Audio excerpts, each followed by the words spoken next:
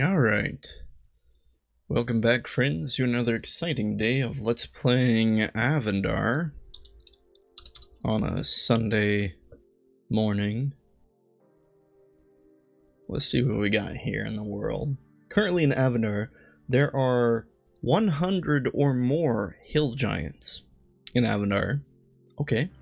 I thought maybe we'd explore those hills today, but I'm a little less likely to do that. Elzendar has reached level 19 in her guild. That would be Lepsis, I believe. Elzendar has died recently. Fair enough, we've had our share of embarrassing deaths. A recent rumor between Varbandor and Irindam are the Aryan Plains, a huge open expanse of flat grassland. Alright, seems good. We are a 26-year-old fire scholar bumming around at level 12. I can't believe we spent 35 hours doing this, although some of that has been tutorials and downtime on the in-between. So you'd probably need to track the video hours to get a more accurate total. However, let's make some progress today. Let's go out into the world. Let's pick a task. What should we do?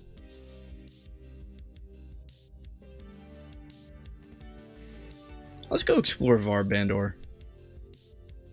Lepsis said we missed a bank in here. I'm sure we missed a lot of things in here.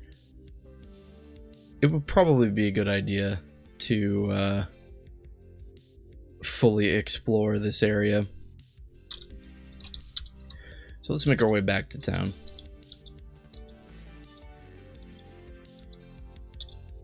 Of course, we're not gonna miss up an opportunity to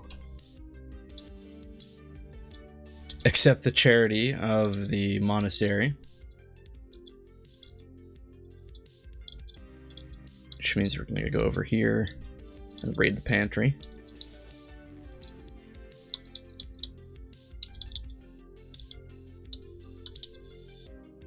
Okay, we need to harvest these crates, right?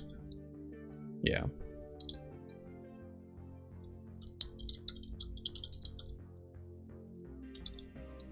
As far as I remember, there's just the two sections of crates. What? Katsuke is here.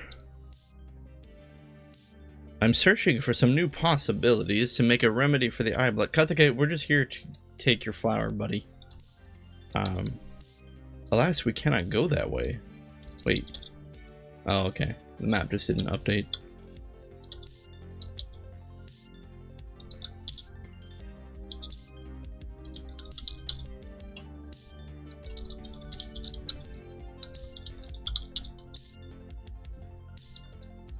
But you know what we should probably also do? We should probably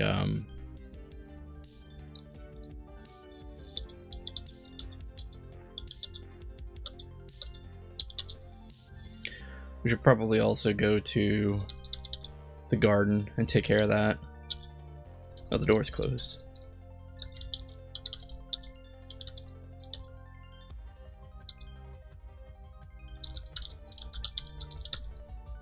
Since these are on a timer anyway.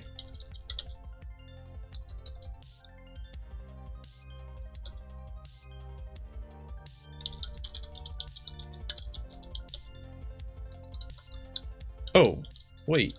Are there carrots and cabbage at each of these gardens? Wow, I'm dumb. I've only been harvesting one from each for some silly reason.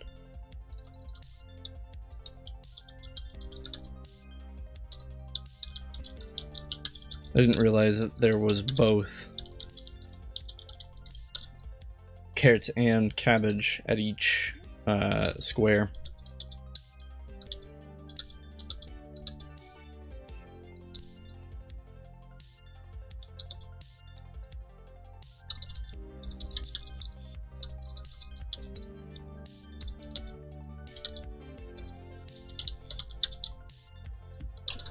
Okay.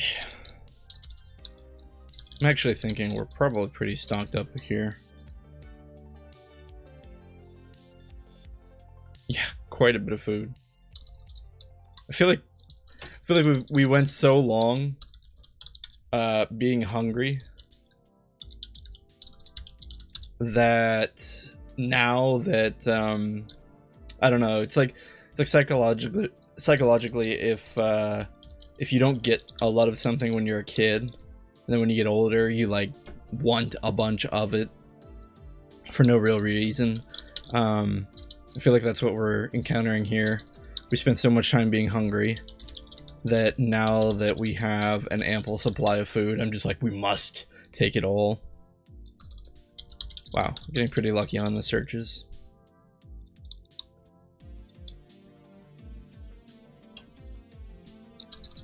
Okay, we'll probably just try and hit one more thing here and then leave. We don't really need to do this. We have so many vegetables, but the vegetables don't actually seem to fill your character up very much.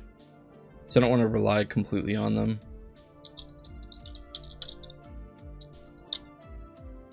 Of course, I guess we'll drop by the town fountain for those delicious, delicious pigeons. Okay, found some flour.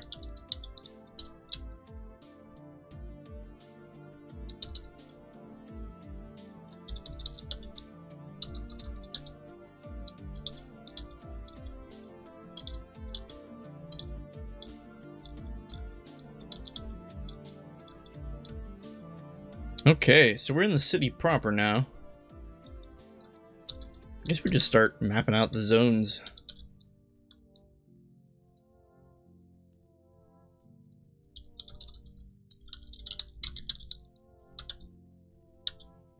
Okay, so we're on the outskirts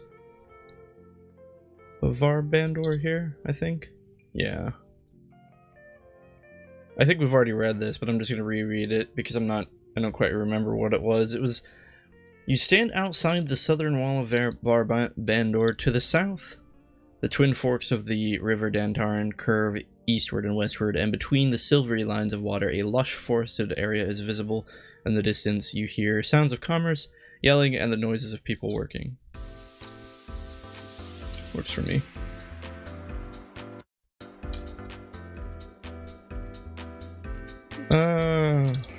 Let's go south. A bargeman loiters here, glancing around idly. A muscular chaja is guarding the food stores.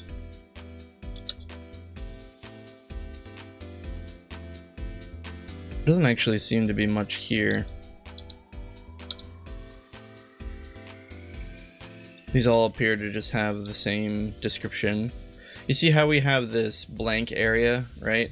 Like right about here.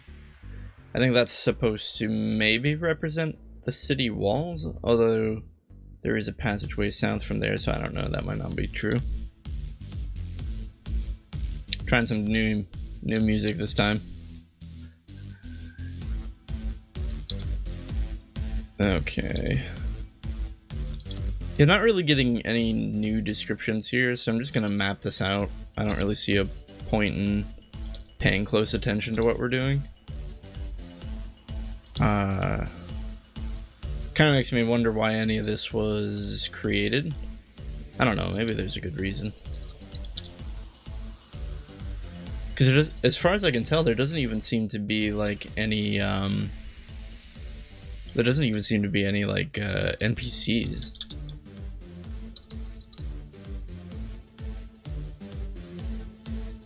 It just says to the north of Avendar docks.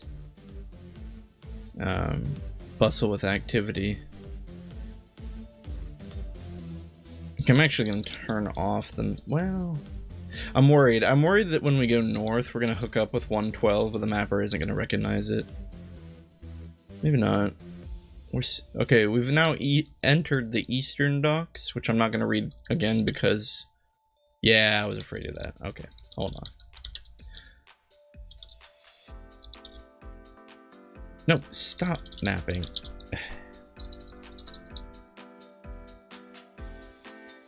Alright, we're gonna have to fix this.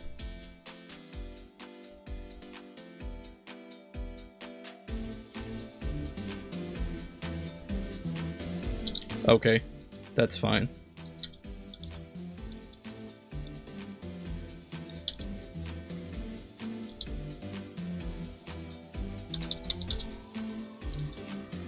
It's getting very confused about where we are.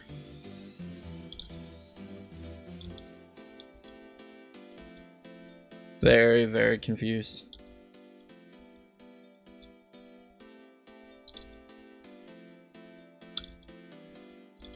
It's not surprising all of these rooms have such similar names. Oh, I don't know where we are now. Okay, we seem to have been reset.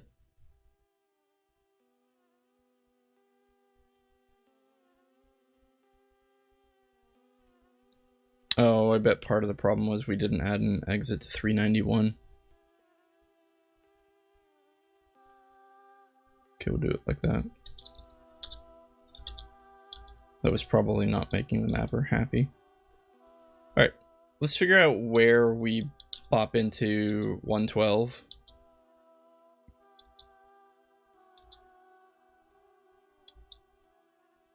Oh my goodness, we just keep going. These are new places. Look at that, we keep getting exploration points. What's going on?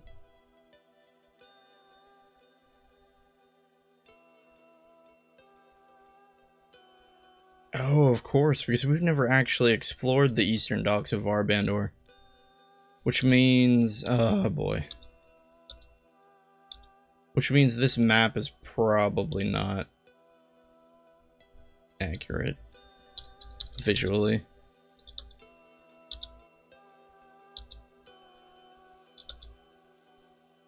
Oh boy. How do we do this? I mean, you would assume that the eastern docks are probably like right here. So do we stretch this out? For now? Maybe?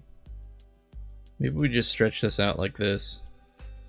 We'll attempt to make it make more sense later. I think that's probably the best route. Once we get a better understanding of how this actually connects with itself.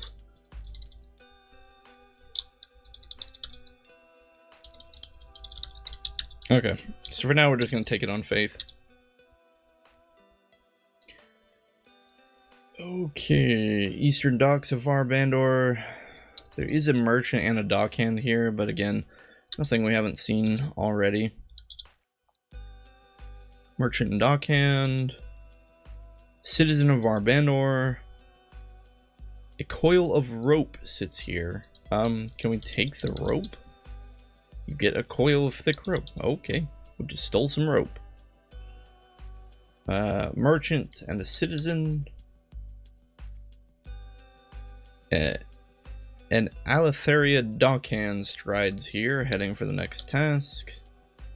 Dockhand, dockhand. Dockhand, citizen. Dockhand. Nothing. An Aletharian. Fisherman. Let's look at the fisherman. An old grizzled fisherman walks along outside the city of Avendar, hauling his day's catch with him. Consider the fisherman. I don't actually want to fight him, but the perfect match. Well, we could fight a fisherman if we so chose. We seem to have hit a dead end, which is cool. Let's go back and let's just hit this part. Oh, traveler, merchant, Aletharian, a red-faced merchant curses the dock workers, yelling for them to work faster. Traveler, dockhand.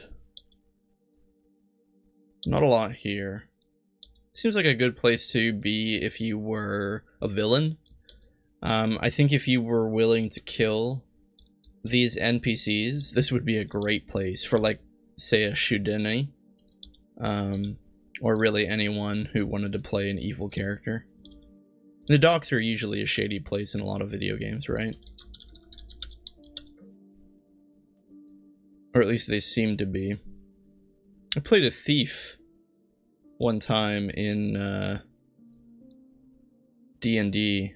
One of my favorite characters. Actually, Lepsis DM'd that one. And the thief lived in the docks for the beginning of the adventure. That was a good campaign. Shoot. I forgot to add in the exit.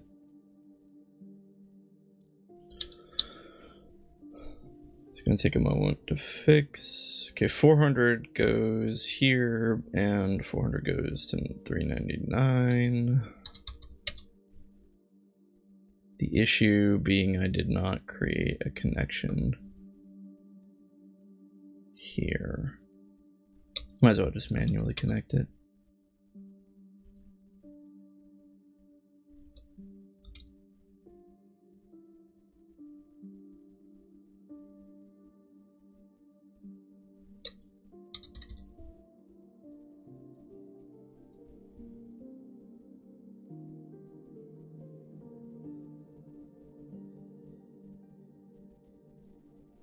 Okay.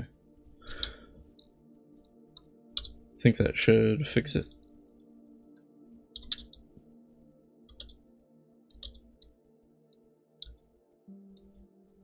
The mapper is still a little... Okay, seems like it got reset.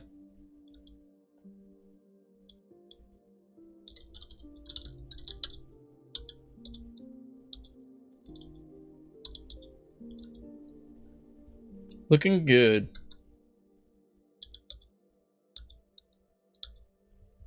Try going west here. Oh, this is the... Oh, shoot. This is the Eastern Gatehouse.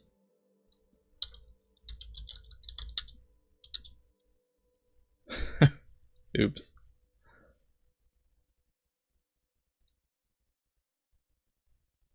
Yeah, because now we're on Argyle Street. Okay, so we'll have a bit of fixing to do here. But that's okay. Once it's fixed, we'll actually have a clear understanding of how the geography works. Geography is not the right word.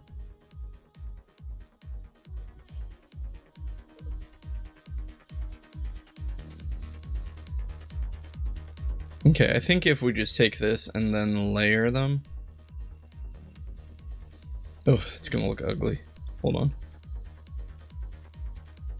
We're gonna have to do something to fix this. Let's make each of these outskirts of our Bandor worth 2 spaces. It's probably a good way to visualize it. We might actually even have to make them worth 3.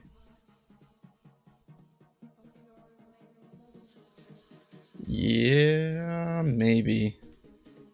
Hold on, let's just focus on getting this fixed for now. Worry about that later. Whoops.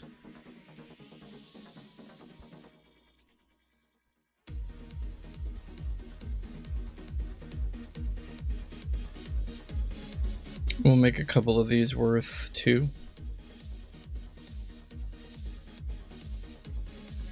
Until we line up with this will just make the map easier to visualize, I think.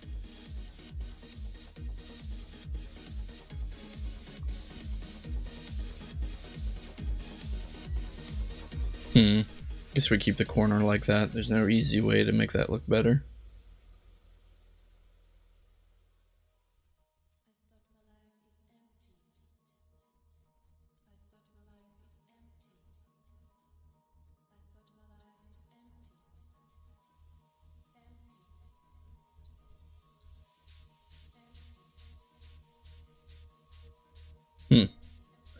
Actually, that's going to need to go all the way up like that. That is definitely going to make the map look funky. Okay, so we had 1. Let's try 3. Will 3 work? 3 might not even be enough. 1, 2. 1, 2.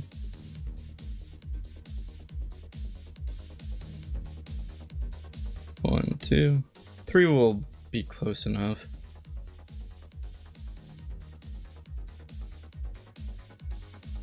It's like a railroad track. Okay, and lastly, we need to connect this part, except there's probably rooms like right here, so we don't want to do that. We want to go like, honestly, probably like that, the way we had it. So I think we're just going to take this like that. We'll go east. Oh, we're thirsty. We'll start mapping, and then we'll merge these rooms.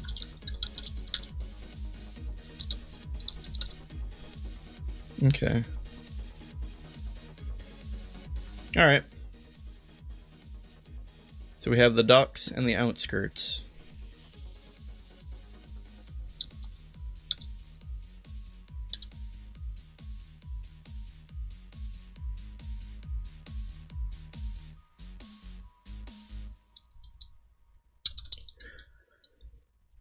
Well, I'm sure this part of the northern section of the docks hooks up with this. We just have to find out where. So we'll start handling that here. This is considered the outskirts of Avendar.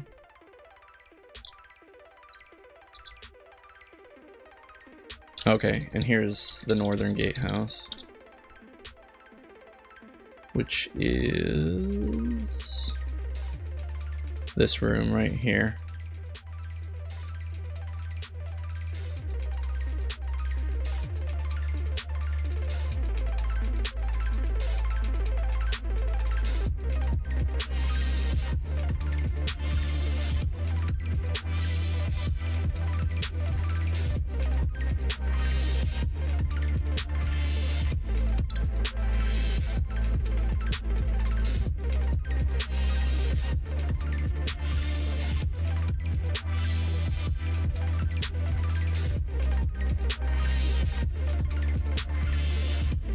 We need this one to go up a little higher. That's fine. Again, the map doesn't have to be completely perfect. Just as long as all the nodes are connected correctly.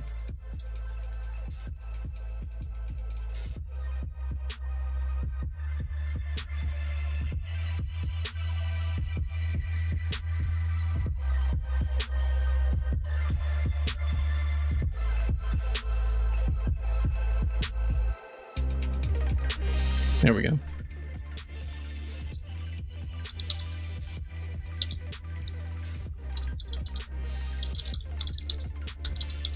We'll merge these rooms. There we are. Have a successful connection of the outskirts of Avendar, going from south to east to northern gatehouses. That's pretty good, actually. I feel like this is going to be the trickiest part of mapping Avendar. Let's go hit up the town fountain, see if there's any pigeons. I know we have plenty of food, but I am a cheapskate. Pigeons!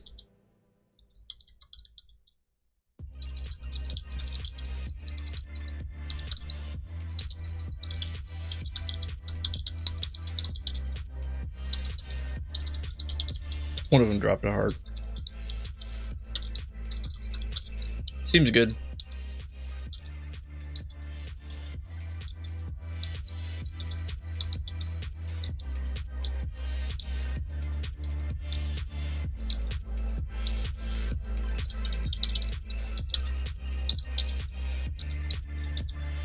Okay.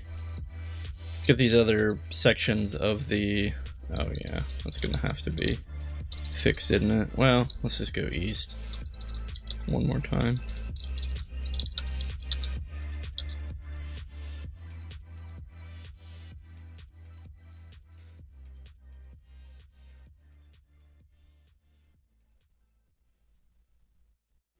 I'm almost certain that 422 connects to 406. It does.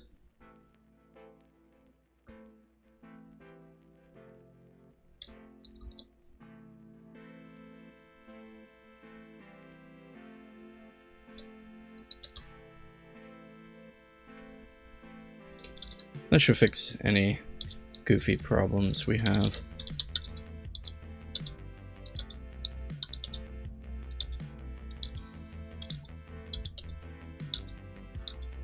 Ta-da! And the map is finished.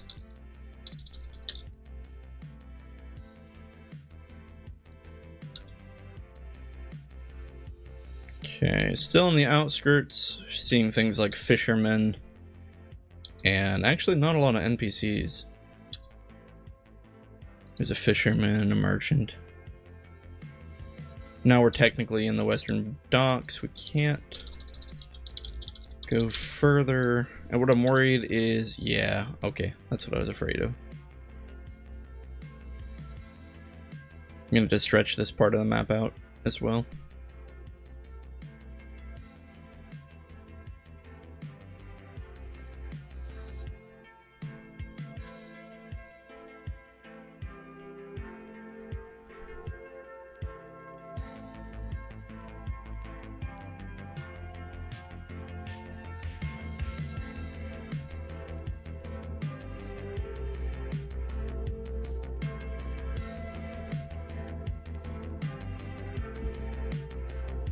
Okay, because these two rooms here are actually these two rooms.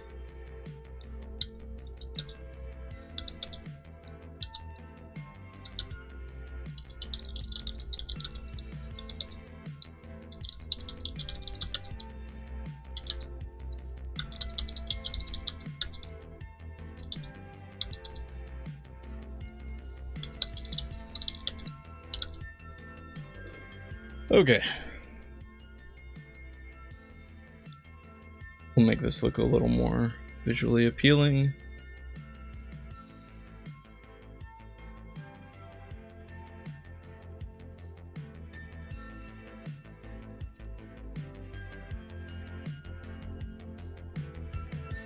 It's good enough.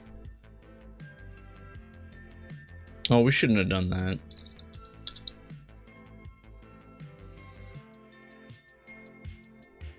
Wait. Error? No path to chosen room found? What did that mean? Oh, I think it was just because we were in a room that got merged. Probably no big deal.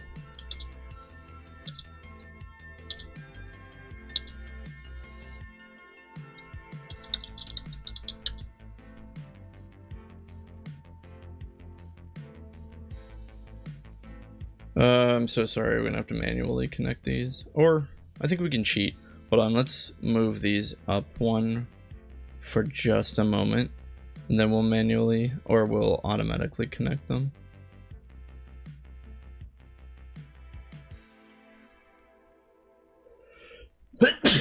Bless me. Sorry about that.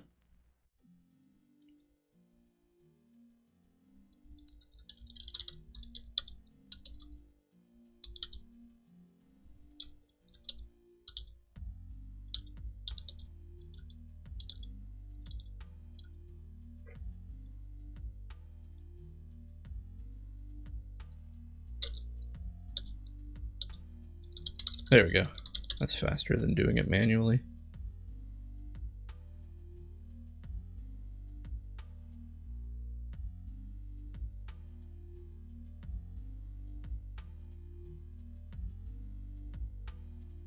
Oh, I didn't think about that.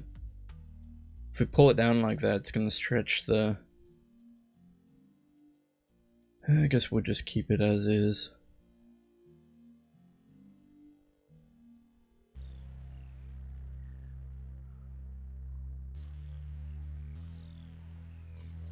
This part we'll just have to deal with looking goofy. Oh well. Alright, if memory serves correctly, we can't actually go east or west in any of these directions. Why is it so confused about where we are?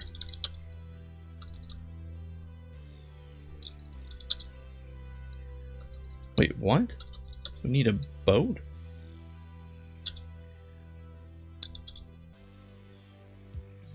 It's very confused about where we are right now. As am I, to be honest. Okay, seems to have caught up with itself now. Okay, so we can't go north, we can't go west.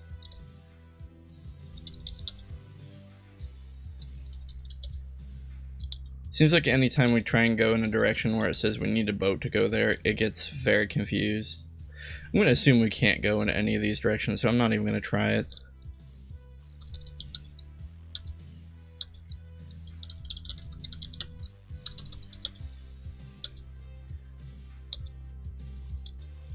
We're just going to hit all of these. We're still in the western docks, now we're in the outskirts. And we can't go this way. Probably if we keep going east, we'll end up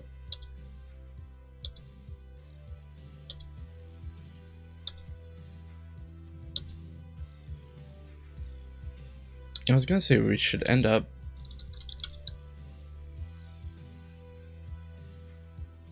hold on, I think I see what happened. Yeah. Okay, this 141 is actually the gatehouse far below.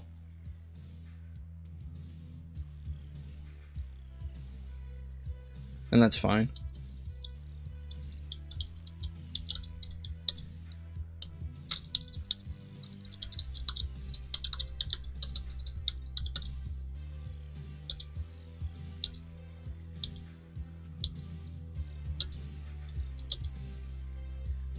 Uh-oh.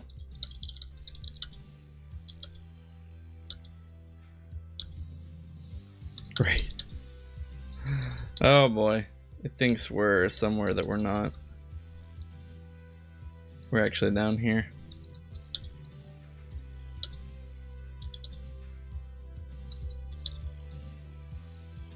Okay, it lined us up again. No.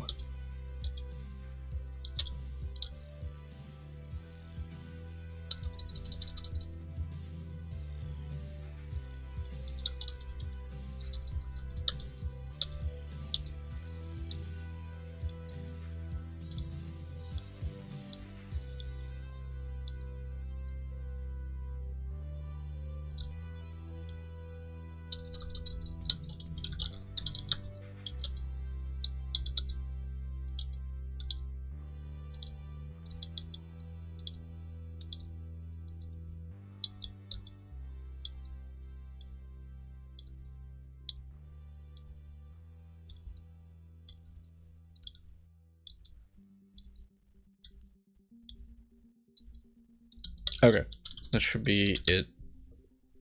I should actually be the most, if not all, of the outskirts and docks and everything else in between.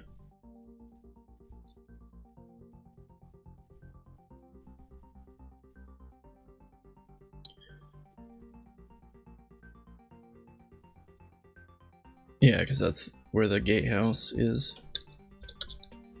I'm actually gonna go ahead. Actually, I need to stop saying actually. I'm gonna go ahead and add in a fake gatehouse room so that we can layer it on top of the other, just to make sure all of that lines up correctly. Okay.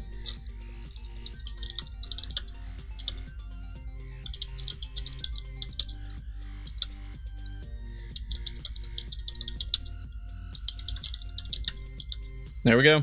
Connected and ready to go.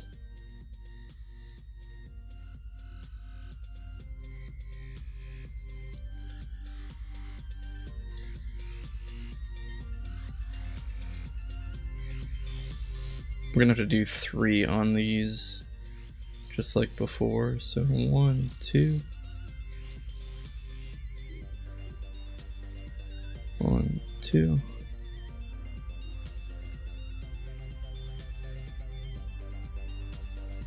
2.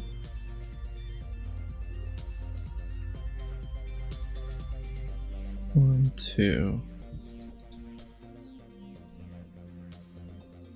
Flores, where are you going?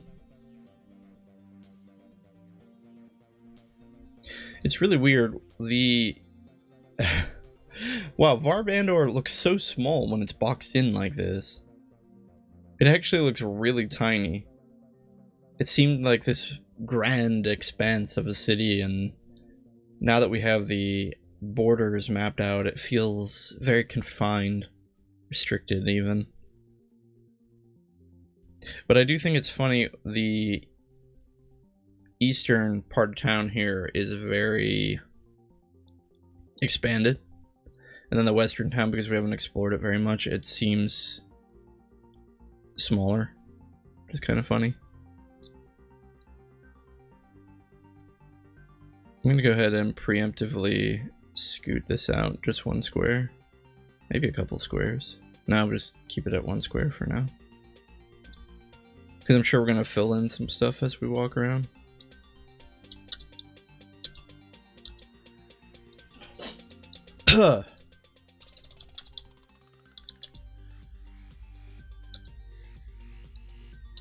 Wait, why can't we go north? Oh, we're getting some server lag. Don't DC me, bro. Okay.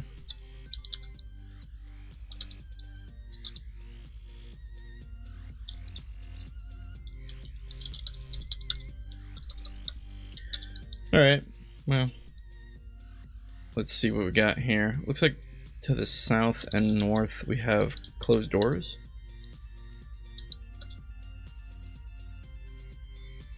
Oh, we're at the entrance to the Hall of Earth. This foyer is the waiting chamber for the Tower of Earth, home to one of Varbandor's most powerful scholar factions. The chamber appears to be carved from a block of pure marble, the faint colorations from impurities forming weird geometric forms on the wall. Smooth stone chairs sit east and west, while doors lead to the north and south. A plaque of etched marble decorates the doorway to the foyer. A Templar of Earth stands guard inside the Hall of Earth. Read the plaque. Hewn from marble and polished to a gleam, this plaque is elegant in its simplicity. It has been etched with letters which proudly proclaim this place to be the Hall of Earth. Emblazoned under this declaration are the lines of a rune. Perhaps if you were to study the rune, you would learn more.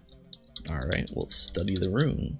You study the ancient rune for a long moment, but it is meaningless to you. Oh, alright. I'm sure if we try and go north, we'll be blocked. The Earth Templar says, "You cannot violate the sanctity of the Hall of Earth." Well, fine.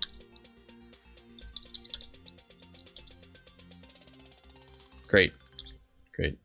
It's getting even more confused now.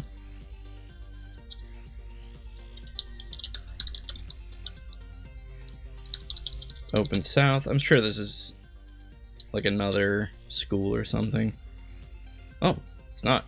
Taromia's laboratory. This unusual laboratory was probably a residence once, but its interior has been entirely reworked for creation. Shaped figures and body parts ranging from simple stone to iron to forged steel are organized by type and material.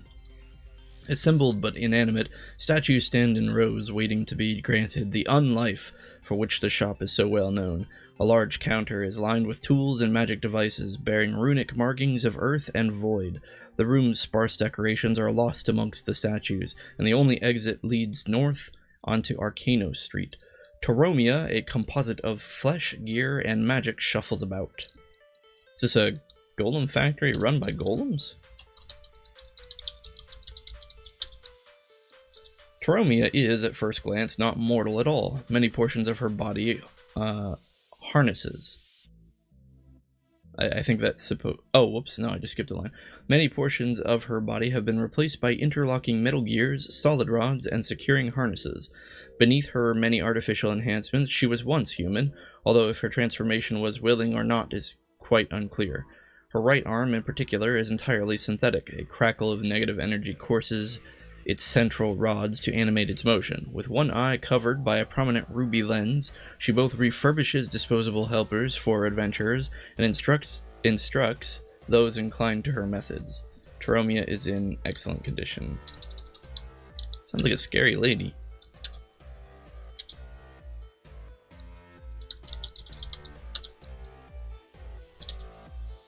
Alright. South through here is a scholar's residence. Doesn't really seem to be anything particularly meaningful, so we're just going to skip the description.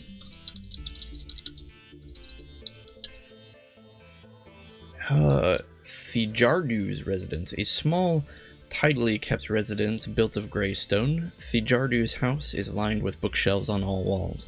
A small bed is set against the west wall, and a small writing desk is against the south. But beyond that, the room has very little furnishing. Various mystic symbols are scrolled upon the walls' little free space, and replicas of ancient maps are pinned to the bookshelves. A small writing table is set against the wall. A young scholar of Avendar walks along in here, and a tall, thin Shudeni scholar leafs slowly through a tome of ancient lore. Let's look at the table. A small writing table is set against the wall. Let's examine the table. A small writing table is set against the wall. It is closed. Open table? It's locked. Alright, I doubt that the tall Shudeni scholar would appreciate us messing with this. Let's look at the Shudeni.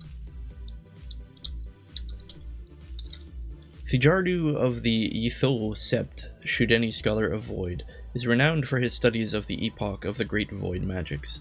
Dressed in flowing grey robes, he thumbs slowly through an ancient dusty tome, looking for lost knowledge. Okay.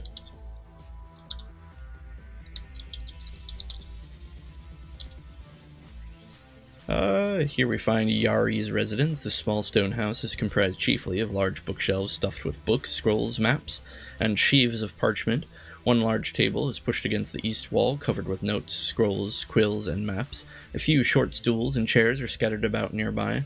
A small bed and minimal living area can be seen at the south end of the house, mostly crowded out by the many shelves. A tall oval mirror filled with swirling colors hangs on the wall. A squat gray Nefortu hunches over a table, squinting at some parchment. We'll look at the Nefortu. Master Yari is an elderly Nefortu scholar clad in sky blue robes. He regularly squints his eyes, obviously due to his difficulty seeing, although he seems to eschew spectacles for some reason. Although feeble in appearance, Yari seems spry as he moves, and his ancient leathery wings still seem capable of flight. Let's look at this mirror. This tall oval mirror is obviously magical in nature. It radiates a soft, unnatural light, and many swirling colors wash over its surface in waves. Gazing within the mirror, you can almost make out a shape or two before they fade away. Let's, can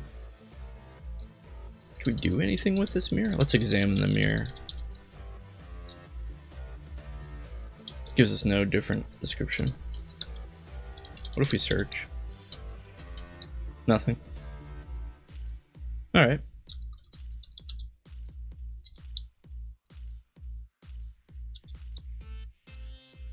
To the west is another closed door.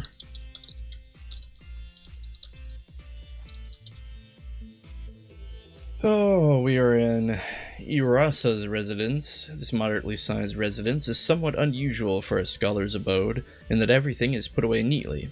Gone is the usual scatterings of possessions hither and yon. The floor is neatly swept and covered with precisely placed rugs.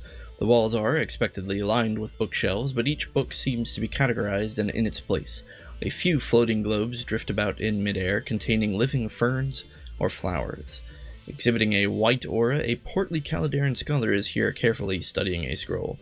Hello there, may the blessings of knowledge be yours. I will aid you in your journey by identifying the items you find. However, I must ask... Hold on. I must ask for a donation of 2 platinum to further my own research. Wow, that's expensive.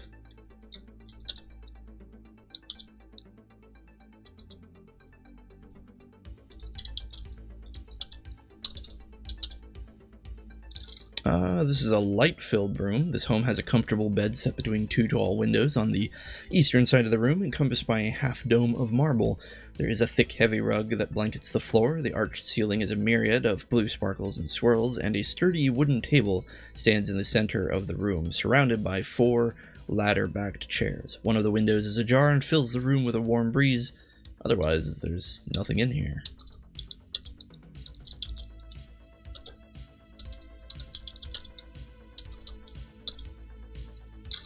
This is a scholar's home. There is a scholar inside of it.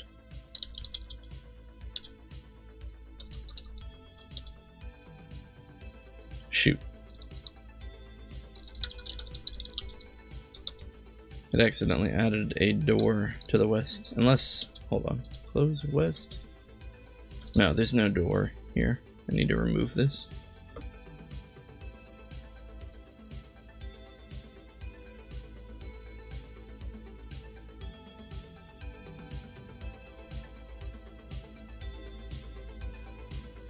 There we go.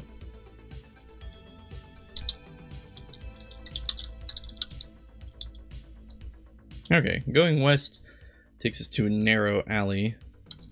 Oh, I remember this alley. I think we've been here before. This just isn't on the map for some reason.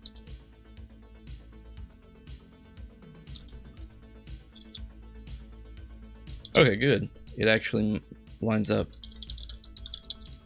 So we don't even have to do anything funny.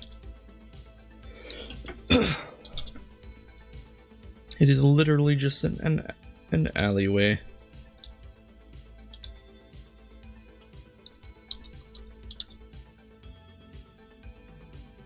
To the west here leads to a pristine antechamber, but we've been here before.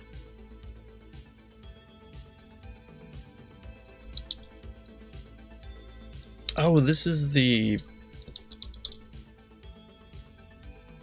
Wait, we haven't been here. We just got an exploration point. Hold on, let's go up, south, and up again? We haven't been here either. What?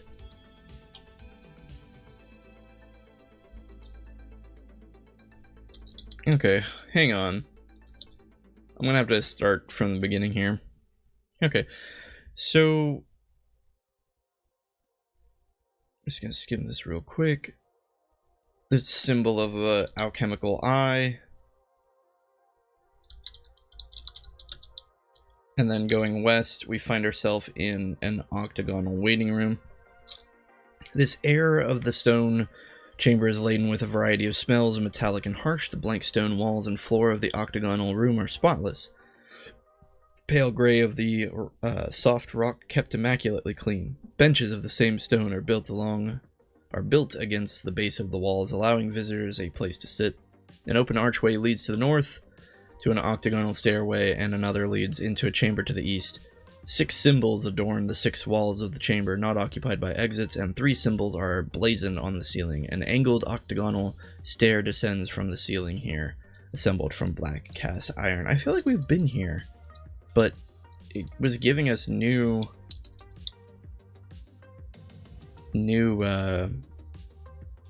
exploration points. So I guess we just go up, and we're still mapping, right? Pretty sure we are. Okay, so going up leads us to the meeting chamber for the Council of Scholars. His high-ceilinged chamber is opulently decorated, a mosaic of semi-precious stones in the floor forming the simple crest of the Council of Avendar Scholars. Tall windows stretch from the floor to the ceiling all around the walls of the oval room. Gilded faw pillars line the walls between each window. The ceiling of pressed plaster is painted in bright colors, from which hangs 2 ornate chandeliers. The gleaming brass and crystal fixtures light the room with tall beeswax tapers.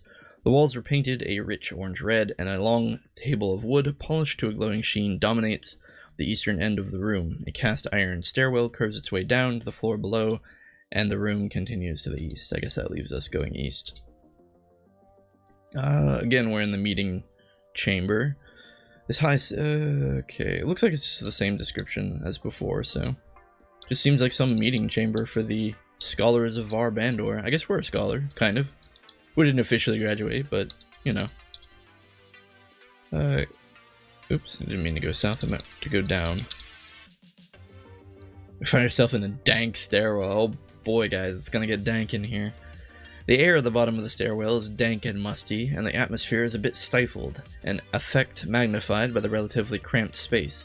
Dusky sconces hang on the stone walls, spiraling up in the same fashion as the heavy stone staircase, which helixes its way up and out of sight. A small wooden door has been jammed open in the east wall, and a sturdy stone archway leads south. Small drafts of alternatively warm and cool air drifts in through this archway, providing the only alleviation to the heaviness of the air. Well, that sounds interesting. Let's go that way. You find yourself in a cramped regent storeroom. The small closet-like room is narrow and cramped. Shelves pressing in on three sides. A hook shows a place where a light or lamp might have once hung from the ceiling, but nothing shines there now. The shelves have been ransacked, dust marks showing vaguely the order in which objects have been taken. A large barrel encrusted with salts sits here, too large to easily remove from the place. The air is heavy and dusty, melding with a lingering acrid aroma from times past. A small wooden door jammed open leads westward. Let's search this area. It did say that everything had been ransacked, so I doubt we're going to find anything cool, but yeah. This is a regent storeroom. I suppose this was once, what, the location of an alchemist? It's a little weird, though. I mean, I guess it hasn't been used. A dank stairwell. We haven't met any people here. South takes us to an empty laboratory. This octagonal room was roughly 20 feet in diameter, the walls lined with high counters. Several others also stand independently in the middle of the room, though all counters are entirely bare, and the several cabinets beneath them hang open. A wide chandelier, its candles long since stolen, hangs precariously from the ceiling, occasionally shedding dust onto the floor. A faint acrid scent still clings to the air from some long ago source. Stone archways lead north and east. Strange that we find this abandoned location down here. Again, just another empty room. It seems that the... What would you describe this place as? The meeting chamber for the Council of Scholars? It seems like the Council of Scholars is no more. And all of their laboratory and their regents have been ransacked.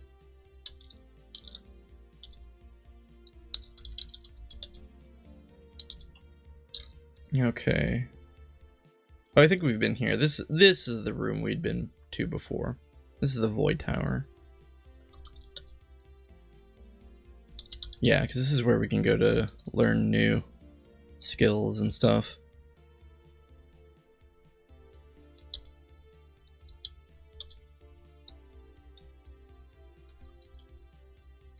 Oh boy. I don't want to... What do you mean we have a job? Okay, so this is where the Nefortu Guildmaster Ajmayam flutters here. Guildmaster Shaviran, leader of the Void Scholars, is here. And this is where our Chamber of Fire lady is here. Guild Mistress Jaharsi works at the table poring over elaborate equations. She says in arcane. There you are, Talaris. I have a little job for you. Let me know when you're ready. I don't remember her giving us this job before.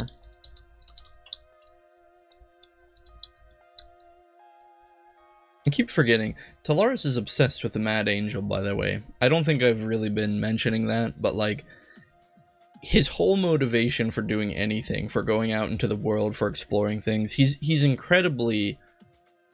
Lazy isn't the right word, but he's kind of incompetent. He's kind of a little... loopy isn't the right word. Airheaded might be a little close to how you might describe it. A little bit like Luna Lovegood, although not so derpy. There's a word, and for some reason I can't remember what describes what I'm trying to say. Distant, head in the clouds, something like that. Anyway, so he would agree to do this, but only because he's taken aback by someone in a position of authority suddenly giving him something. He'd be like, what? Sure. And ultimately, again, the whole reason he's just kind of bumming around the world is because he has this dream of meeting the Mad Angel, but he has no clue how to do it. Honestly, he really doesn't even have the facilities at his disposal to even begin studying how to meet a god, or goddess in this point, I think. Carrots is not spelled with a Z. But yeah, so ultimately, he kind of follows the path of least resistance in a lot of cases, which is why he didn't apply himself at school. He got kicked out, kind of bummed around the savannah for a while without really any clue. He has to accept the charity of the monastery because he has no money, this kind of stuff. He's not a great guy, as we're finding out the longer we're role-playing him. So anyway, yeah, he will accept this, but it's only because suddenly he was surprised by a guild mistress entrusting him with something. So we will begin this quest. Oh, wait. Do we say ready? Guild Mistress Jaharsi says, in arcane. Good. Hold on, the map is covering up what she's saying. Well, I don't have the job per se. There's a colleague of mine named Arlen who could use the services of a student of your skill. Jaharsi waits just long enough for this to sound like praise before adding in arcane, by which I mean untrained enough that you won't appeal to his sense of aesthetics. Yeah, we're pretty much untrained. He resides on Gergil Street. You should speak to him about this matter. And we'll just stutter and reply, thanks.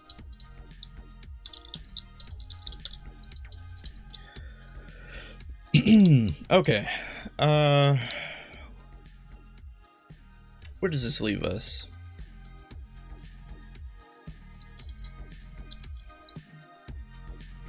So we're supposed to go to Gergil Street and talk to Arlen. We can do that.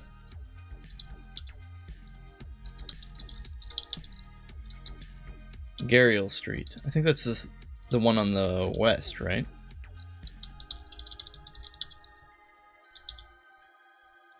Hey, we're on Gergil Street.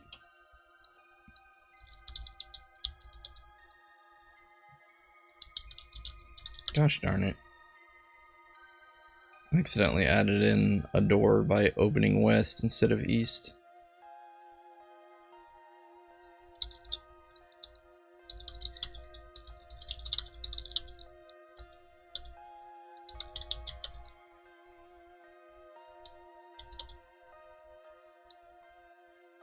A luxurious home, but not Arlen's? I think that's who we're looking for.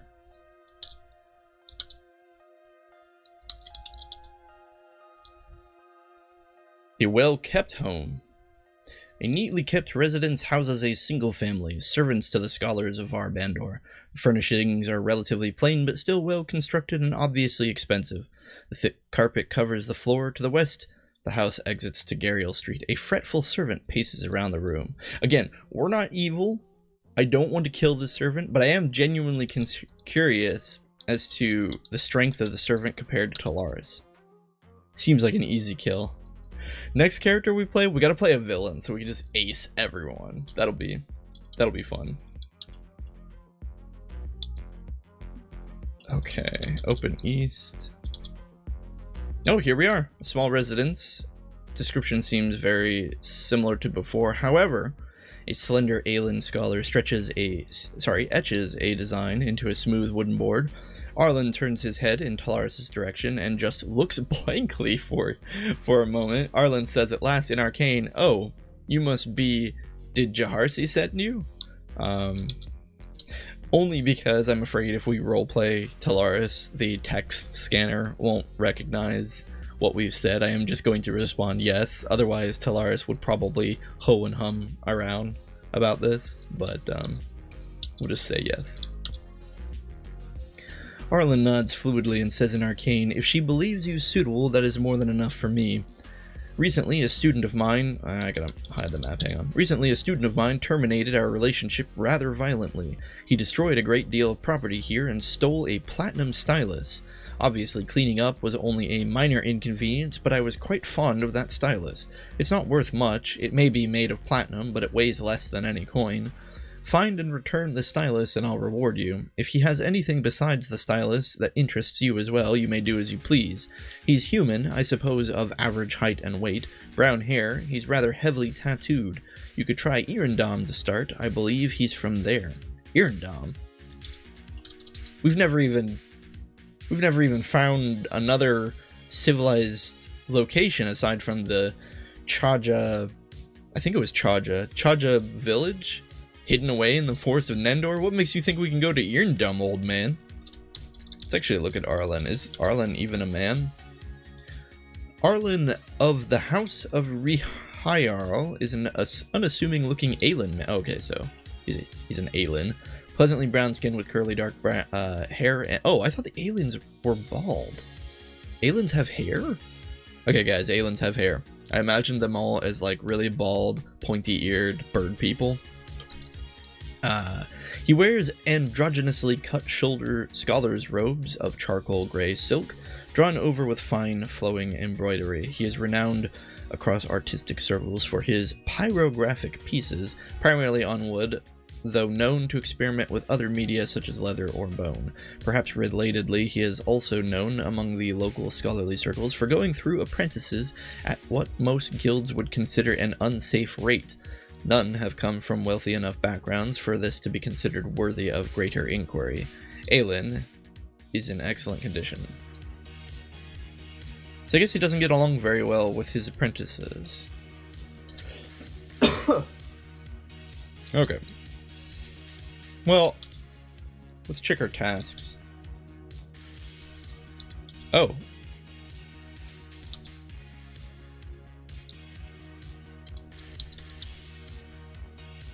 Interesting. This is a quest, it would appear, but it's not like the other quests. Seems to be kind of just a thing we've been given.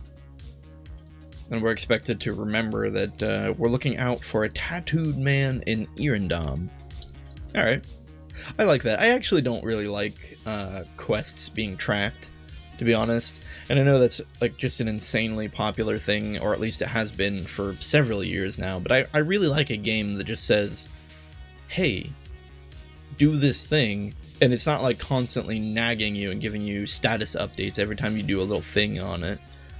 I like just being told, hey, there's a guy in Irendam with tattoos. It's up to the player now to memorize this, which I think is fun. Of course, in some games it would be impossible. Like, there's no way you could do it in Skyrim. There's just too much going on. Of course, Skyrim has a lot of problems that we won't get into right now. Alright. Can we go north? Just the scholar's residence. And a pleasant home. Alright.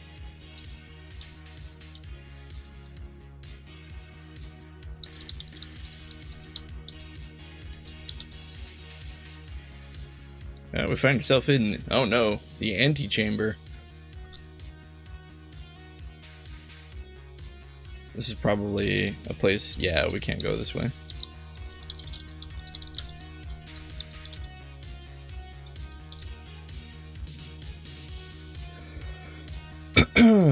Alright. We're really clearing out the west side of the town here.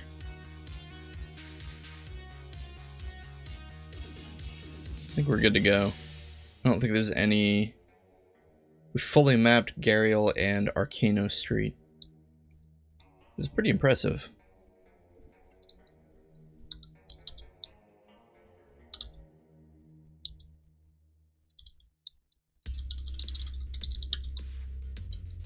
I'm not really sure what we're gonna find on this side. Oh nuts, we're hungry.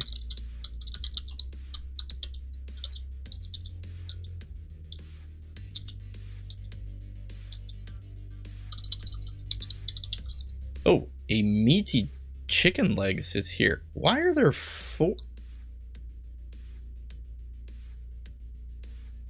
Why are there 4 meaty chicken legs sitting here? A grilled steak? What?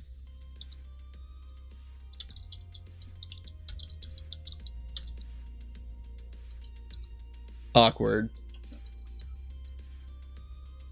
We have what? Why is there this food here? Hold on.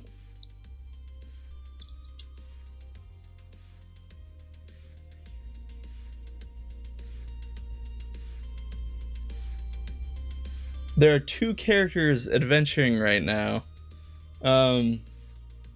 Average level 31.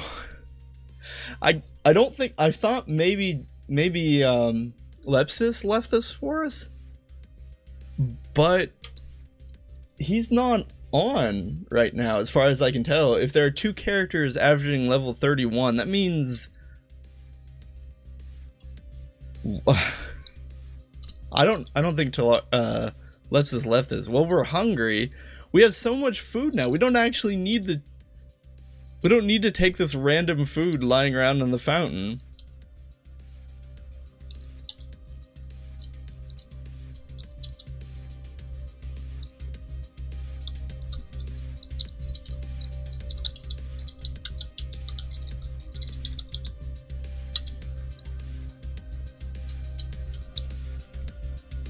Well, a gray pigeon fluttered down.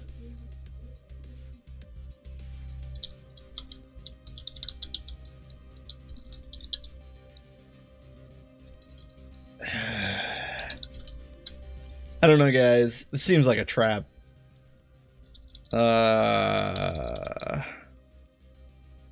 We could kill the pigeon.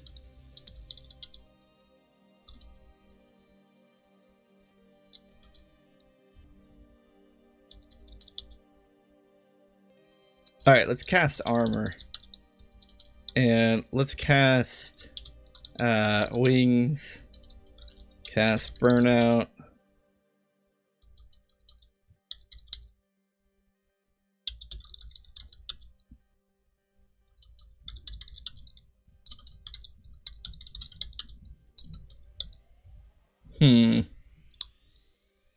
Okay, we're gonna try this. We're gonna take the steak.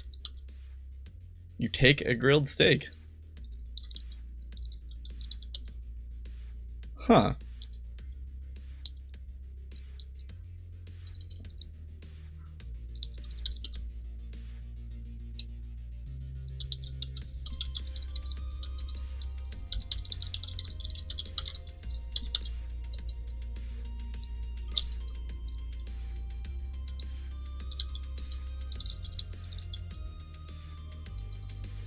Alright, well, I did want to start doing this. We have so much food. There's a sacrifice command, right? Where you can offer up things to the gods. We don't actually need this food right now. Or at least we don't directly need it, right? Let's see. Uh-oh, who is Lear? What? Who is Lear Tisu? Oh gosh, I think we have a player here.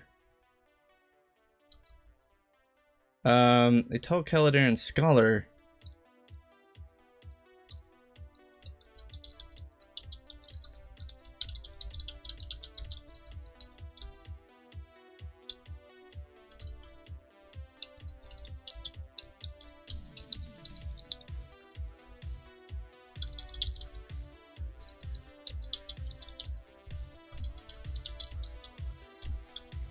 Okay, I gotta remember to talk in third person.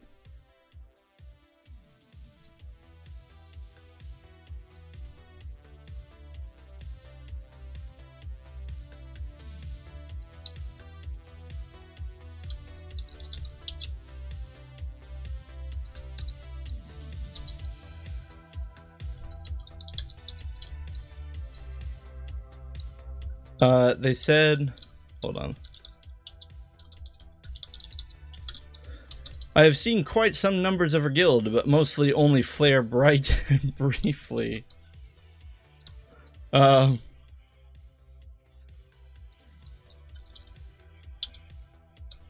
that is the nature of the flame. It consumes everything and us as well.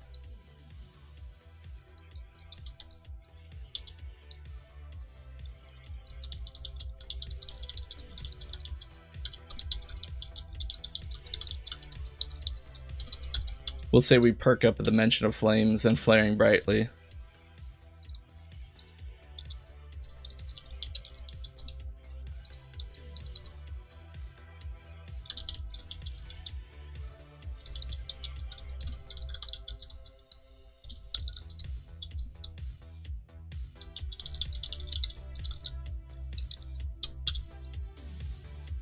We'll say yes, but it is an exciting prospect, the flame itself.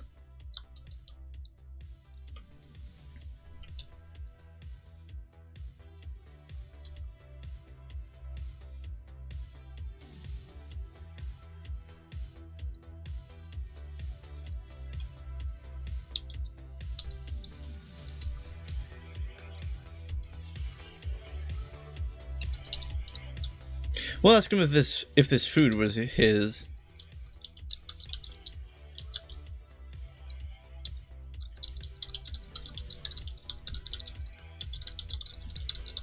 We'll ask him if he left his lunch at the fountain.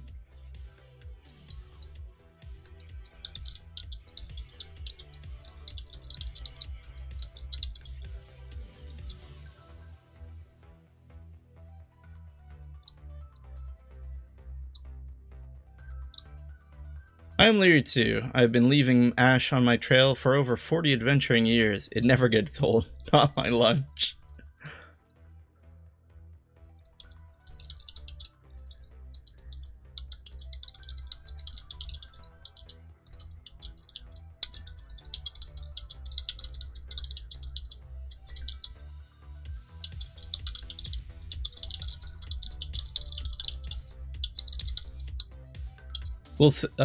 Okay.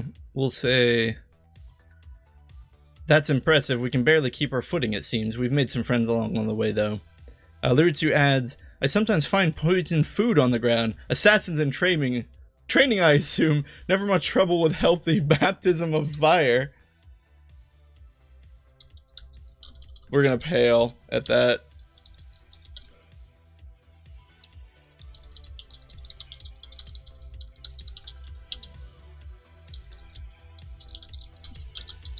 We'll look concernedly at the food in our pack.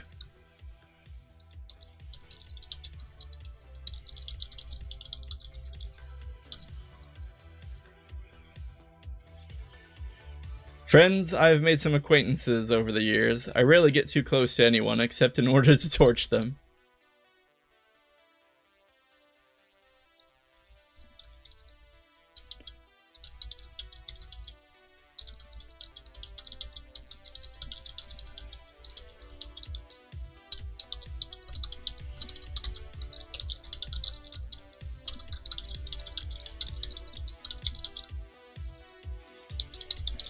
We'll say, Talaris is not sure whether to be excited at the phrase torch, or less concerned that, it was followed by them.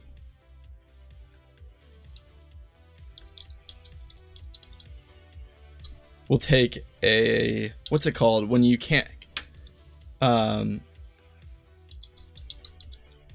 unconscious step backwards. The roots entwining Liritru's boots reach out toward the earth. Liritru appears to be more steady. If our Avendar guard arrives, we are hungry. Let's eat some carrots. I'm a little weary of this food. Seen many faces come and go. Hardly remember some of their names. I guess some parts of my brain got cooked during my travels.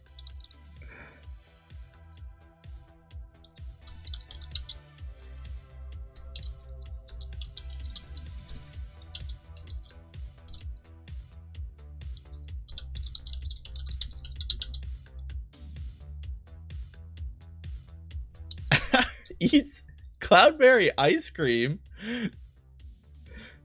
We'll say 'tis fair.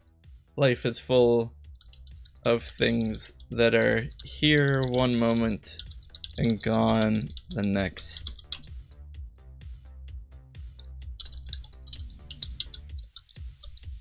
Sadly, it is just the way life is.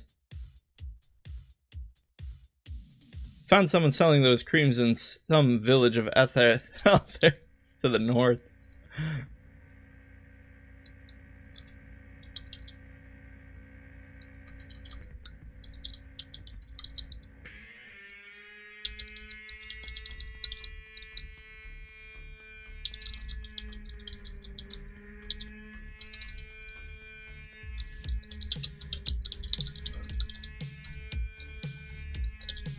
We'll say, I had wondered. And laugh at the mentioning of ice cream.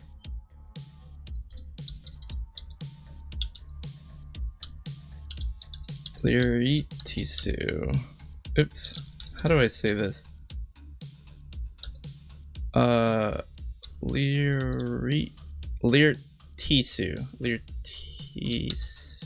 Okay. Tall Caladan scholars here, a gaunt man with a disgruntled look in his ashen eyes that keep wandering unsteadily, yet are endowed with a vatic depth. Although plain features of his face are not unusual, his bear-like skin looks healthy and is of a dark brown color. A gentle haze of warm mist emanates from his thin frame together with sulphurous fragrance. Liritisu is in excellent condition, and he said something up here. Well, a fresh canvas is always something exciting. We paint in orange-red colors and the world lights up much brighter for it. Will appear comforted, or seems encouraged by such words.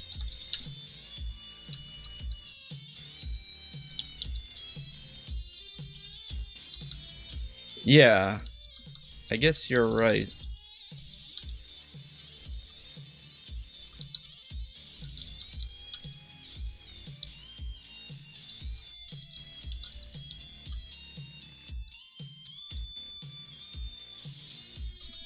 Well, on that note, inspired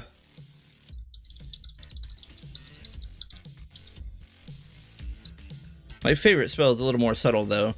To evoke the hatred in someone and watch them fight to their heart. To their heart. Wonder if that's a typo. Heart's Desire is amazingly entertaining. Alright. Talaris does not necessarily agree with that, but Talaris also does not want to pick a fight with the big ashen face dude. How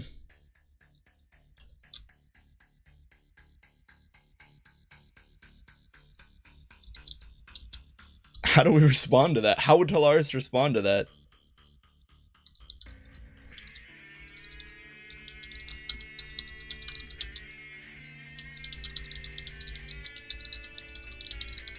Talaris will look nervously about at the concept of manipulating others. Also, it is made possible for me to advance in the guild other fellows to throw into the fray so much easier. I'm feeling a little uncomfortable here. Wait. Also, it made it possible for me to advance in the guild other fellows to throw into the fray.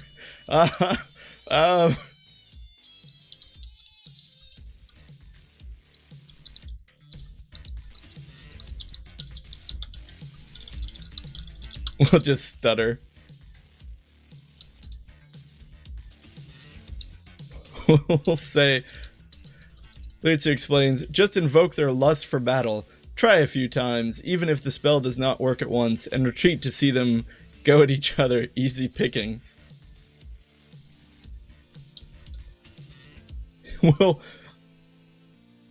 We'll try to respectfully say,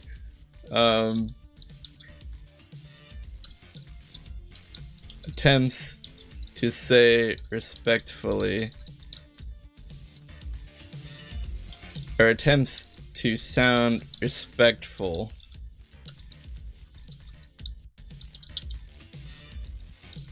That's one way to do it.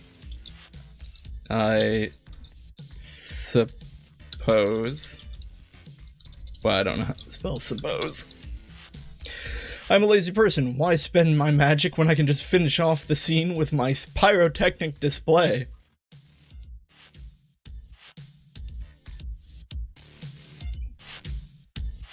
Oh shoot, I said I suppose instead of we suppose. Oh well, that's not confusing.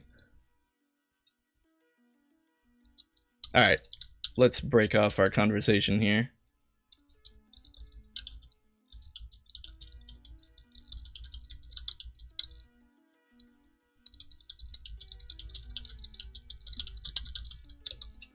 Well, it was a pleasure meeting you. What did you say your name was? Well, if you have allies, it can go much easier, but the spell is well suited to take you very far.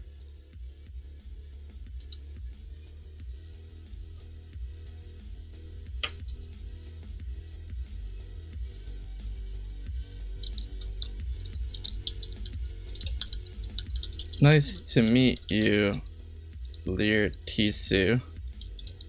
We are Talaris. Perhaps we will meet again and you can tell me about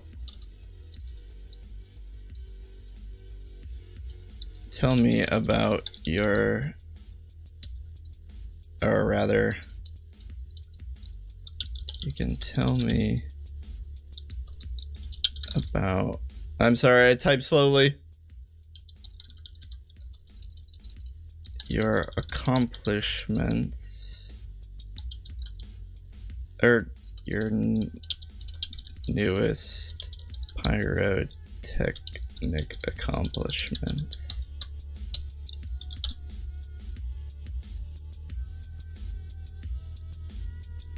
Oh gosh, I said tell me.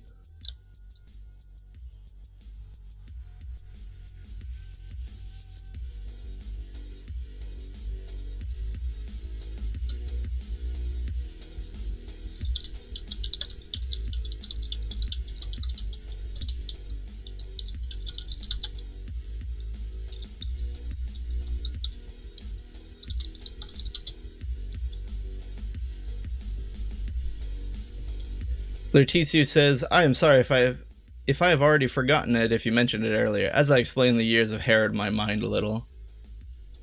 Good luck with your travels then.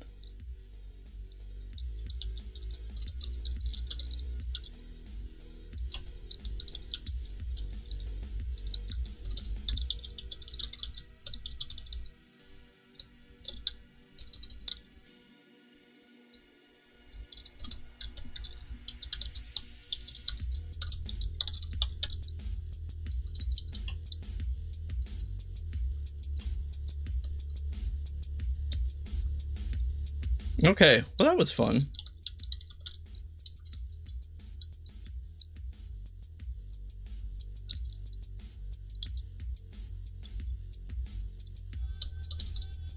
I didn't expect to meet another player here, although poison food, right? I have no idea who that player was. I'm kind of terrified, honestly. Oh crap, that's right. We're still hungry. That's right, I was just trying to figure out how to sacrifice this food. We'll just eat some flour. I really don't know about this chicken leg and steak. It's making me nervous. Alright. We were trying to figure out how to sacrifice things to gods. So let's check. Okay. Sacrificing to gods. The sacrifice command allows a player to turn an item currently in the room with them into a sacrifice to a specified deity. This will destroy the item similar to the destroy command and may result in the god smiling upon them. Not all items will be suitable sacrifices. Items that cannot be destroyed cannot be sacrificed, and some will simply have no value to any god. The gods are relatively easy to please. They are more likely to reward those who make offerings of high-level items or on an appropriate altar. Those with the pious trait are always considered as being on an altar. Oh, so we're not pious, so we need to go to some place that, like, matters. But this is by no means necessary. Oh, okay, it's not necessary. Declared followers of a deity will receive more powerful effects from a sacrifice to that god, and those with god touches will receive even greater results.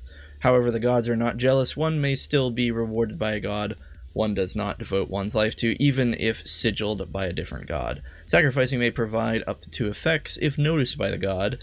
The effects of sacrifices are... Wait, what? Oh, the secondary effects will always be provided to the god touched, otherwise it may occur on the basis of the dedicant's offering, as well as previous offerings they have made.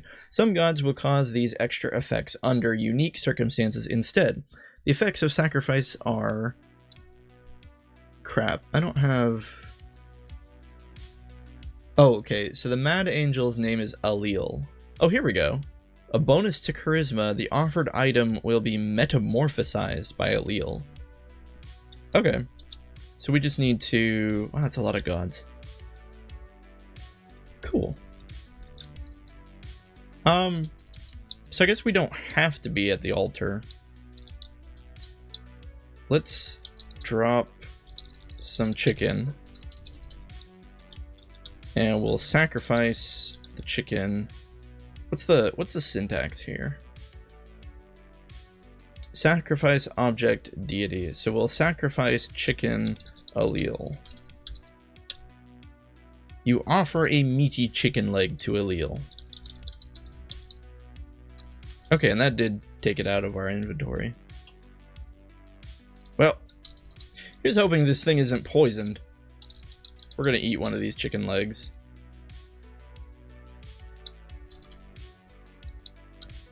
Terrifying.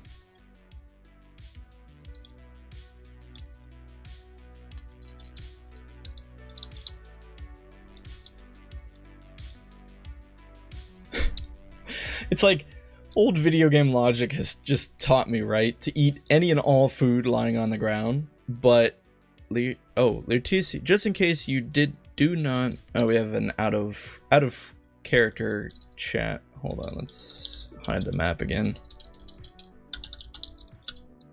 Just in case you do not know it, but if you enter the editor and type .f, it will format the text, and then you can just type. Oh, that would be handy. Hold on. Help description. Let's do, okay, so we enter the editor by doing description edit. Then we type .f. You're not a member of the house. What? Hold on. Description edit. .f. String formatted.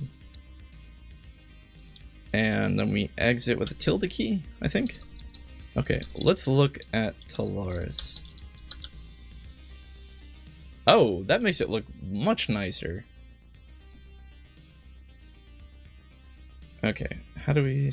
Okay, we do OOC, Lear, Tisu.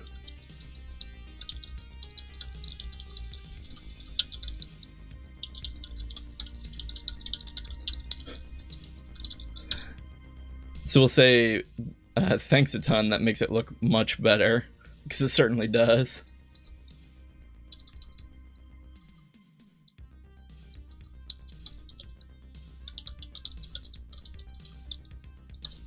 Okay, I think it would be fun... Shoot. I think the mapper did something goofy there. I hope that... Oh, nuts.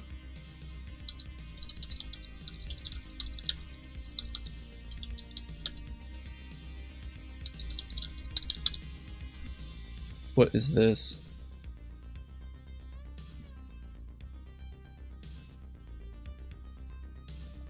What does that? Delete that and move this here? I'm not sure what was going on there.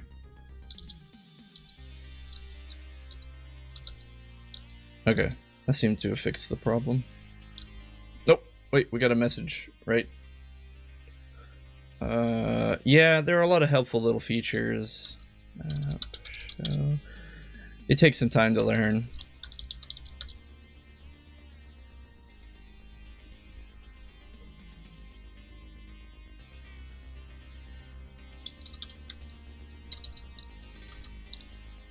We are thirsty.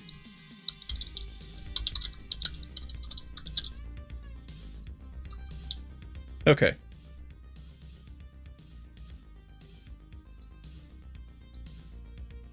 I gotta remember that. I'm gonna actually, I'm going to make a note here in our notes.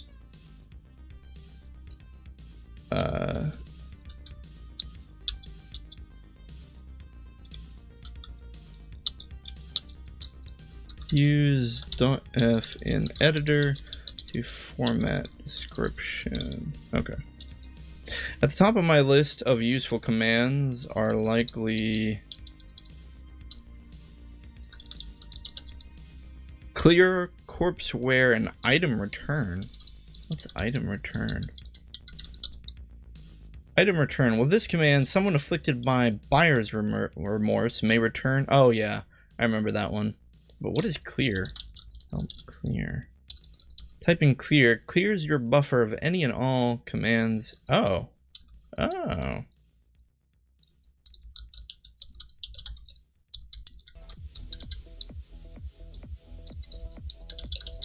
I hadn't read about clear before.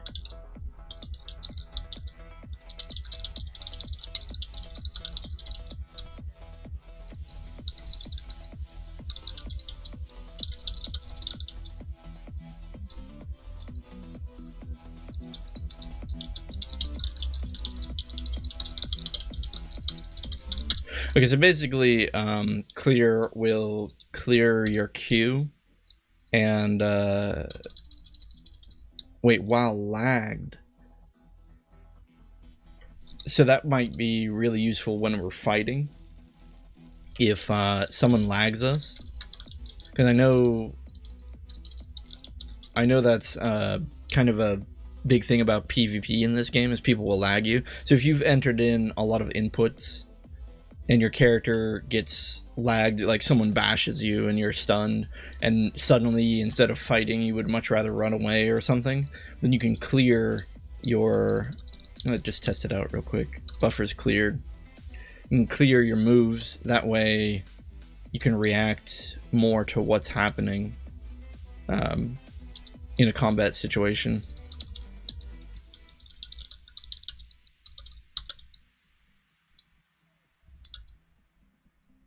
Okay, so we're gonna keep mapping out the area then. And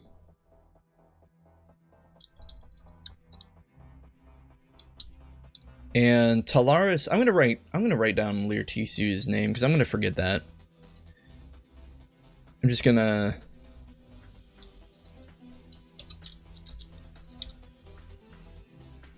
let me just. Sorry, I have a notepad file and I'm just trying to keep some notes here.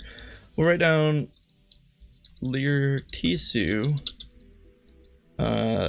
middle-aged.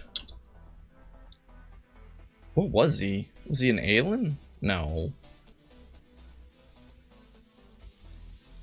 We're gonna have to scroll up forever.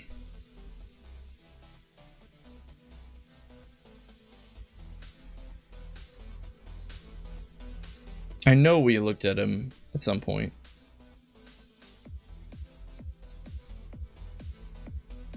Here we go. Okay.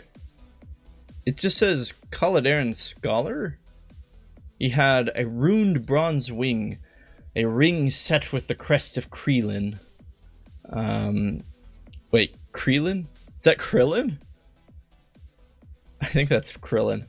A crested pendant of the Irndam Guard. A crested pendant of the Irndam Guard. Two crested pendants. A pumice breastplate.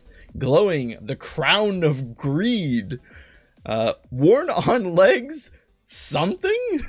What?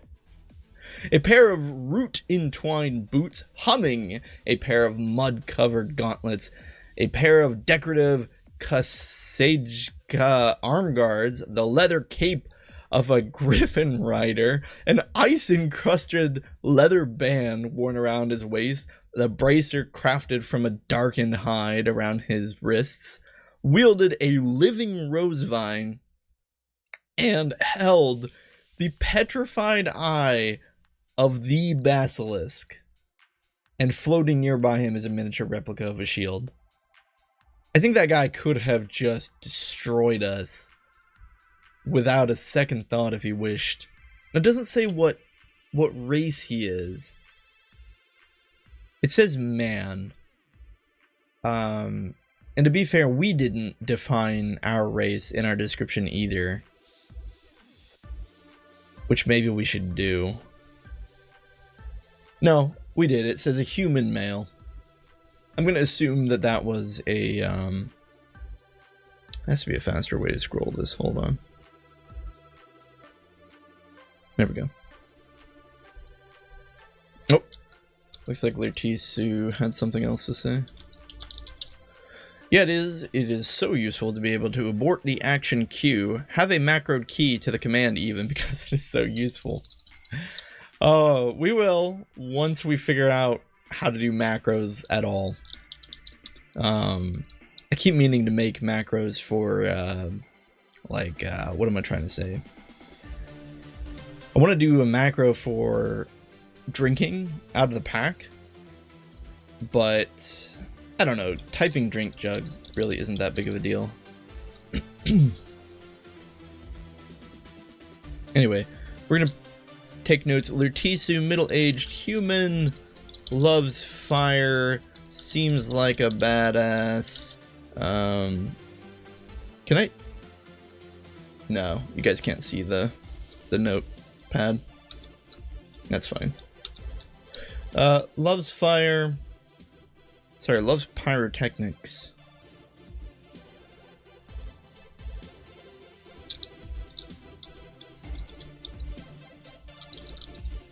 Seems like a badass. Has an eye of a basilisk. And is fairly... No, not fairly. It is helpful. Or at least the player playing him is helpful. Seems a little willing to manipulate others. In combat, loves to pit them against each other. Alright. And of course, I'll make a note about Elsendar. So, out of game, Leps and I determined that Elsendar and Talaris probably occasionally teamed up every now and then to help each other out, mostly because Elsendar apparently wants to explore the world and finds the world is much more dangerous than she had expected. And Talaris just likes to hurt less, and teaming up with people makes him hurt less. So that's where we're going with that. Okay, so we find ourselves on Radin Street, which is a street I have not been on yet, named after an ancient hero from the War of Fire, wends its way east and west through Varbandor, once a thriving part of town known for its reputation as a home for men of action. What about women? It now serves as the stomping ground for Varbandor's cheaper hired swords. A carved shield marks the door of an armory to the north, while a hanging sign emblazoned with a sword calls attention to the weapon shop to the south. Radin Street continues to the east, while the main drag of Sadrant Road opens to the west. Oh, something I didn't even think. We're marked by a goddess, right? Yeah, you have been marked by your god. Which means when we sacrifice things to Allele, we should be getting some kind of, like, sacrifice bonus for that. Probably gets the god's attention a little faster, I would assume, or like increases. I'm sure like the attention value is a variable stored on your character object, and then it like probably you just get a slight bonus or something when you sacrifice to them. Speaking of, can we drop a squirrel pelt? I'd like to get into the habit of making regular sacrifices to Allele, if that doesn't sound too crazy, because it kind of does. But, okay. We'll sacrifice pelt to Allele. You offer the pelt of a ground squirrel to Allele. A silken cocoon totally envelops the pelt of a ground squirrel. The force of your personality grows stronger. What? Personality? A silken cocoon shivers in the air. Its silken petals grow wider. Hold on. What the heck is going on here? A silken cocoon shivers in the air. Its silken petals grow wider. Thin striations appearing down the length. A silken cocoon bursts into a myriad of butterflies that shimmer in the air for a breathless moment before vanishing. Dude, that's awesome. Wow, that is so cool. I kind of expected the net hack treatment when it came to gods in this game, which was pretty much just sacrifice X item to X god in order to acquire X buff. I didn't actually expect it to be... I don't know, I guess what I'm trying to say is most games, gods really don't feel like they're part of the game. They just feel like a way to manipulate stats and buffs. But actually getting a little bit of narrative from an item that you've offered to one is really cool.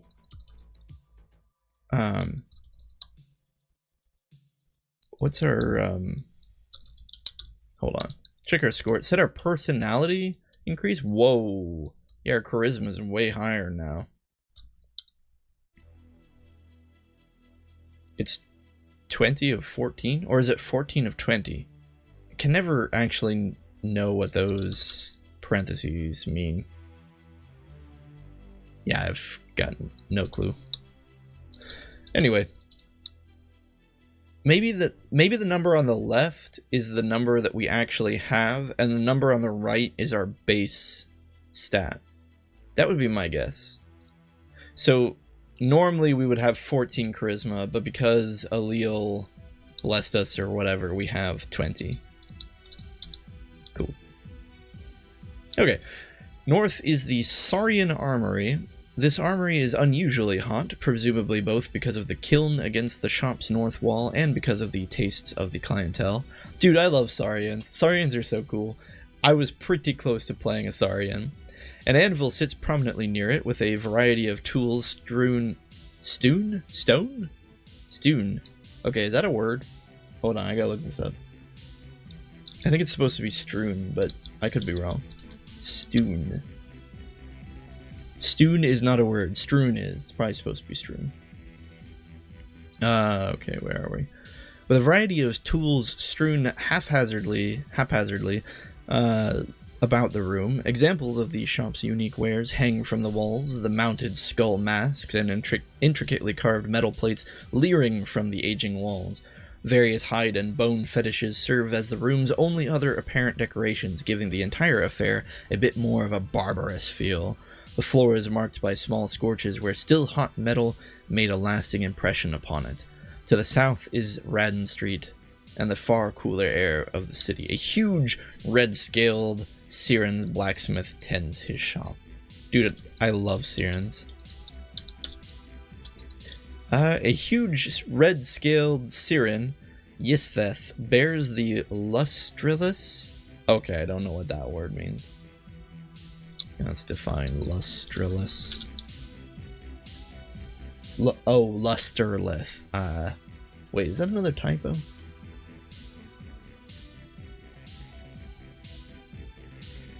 No? Hold on. Lustreless means lacking brilliance or vitality. It means very much the same thing. you would assume luster-less means, but apparently it's also an acceptable way to type that word. It's lustreless. Anyway. Yusuf bears the lustreless look of the far south. His shoulders are broad and his protruding fangs are an unhealthy yellow. A blacksmith, he has muscled his way into this location after the unexpected disappearance of the previous proprietor. Oh boy.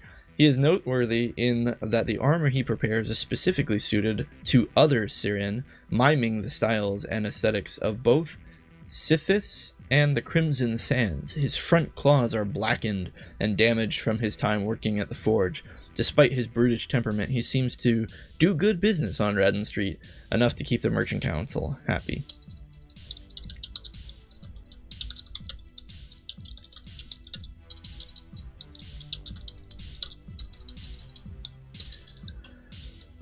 Okay, maybe we can get a list from this guy?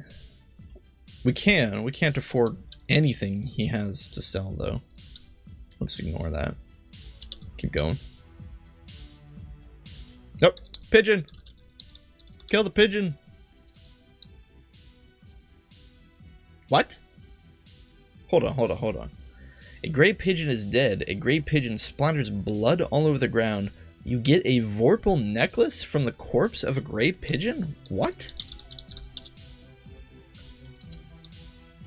What the heck is a Vorpal necklace? A magic durable node destroy. What, you can't destroy it? What? Point 1, you can wear it around the neck, so we can't... Level 60? Hold on. Let's identify our bracer. Come on, we're wearing it. Let's unwear. How do you unwear something? Wear dagger. Unwear dagger. Remove dagger. There we go. Okay, let's identify the dagger. Identify dagger. This thing is level 5. Guys, level 60 is a lot for our current lot in life.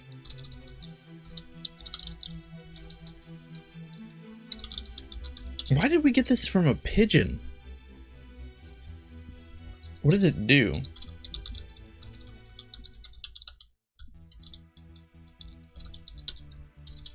Okay, Vorpal necklace of Vorpal affects hit roll by 5, affects damage roll by 10? Holy crap.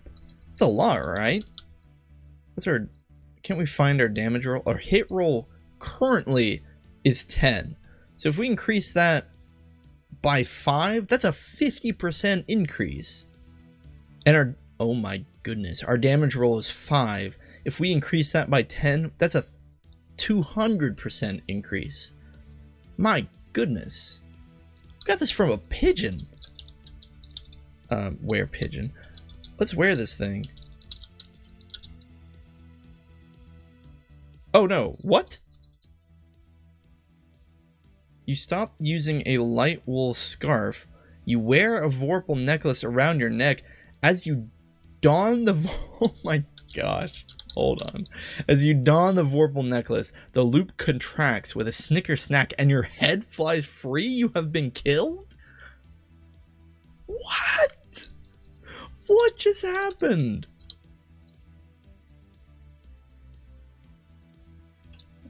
This is great. I love this. This is fantastic. Okay, we're gonna sleep so that we can... Because otherwise we're gonna be too tired and it's gonna say like, you can't move. Ah, this is hilarious. I love that a pigeon dropped this. I really hope we can go back and get our corpse.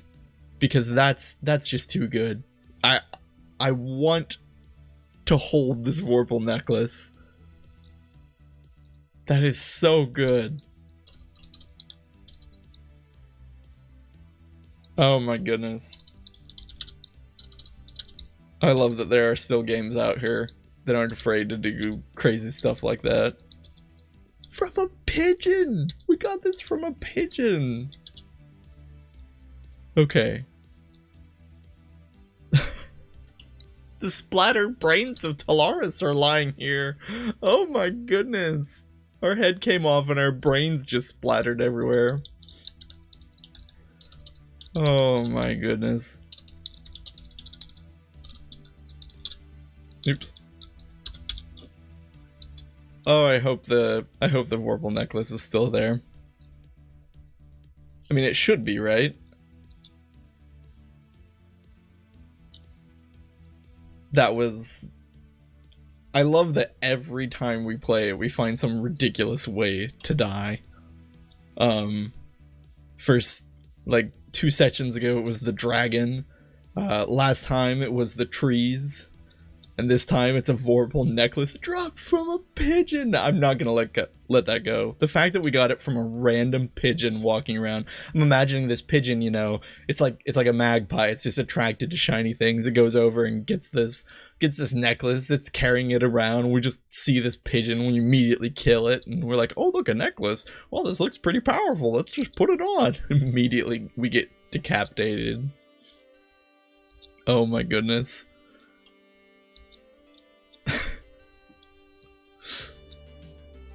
Sorry, I apologize if I appear giddy. I just that made my day.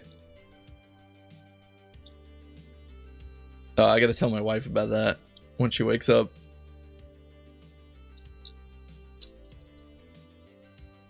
What?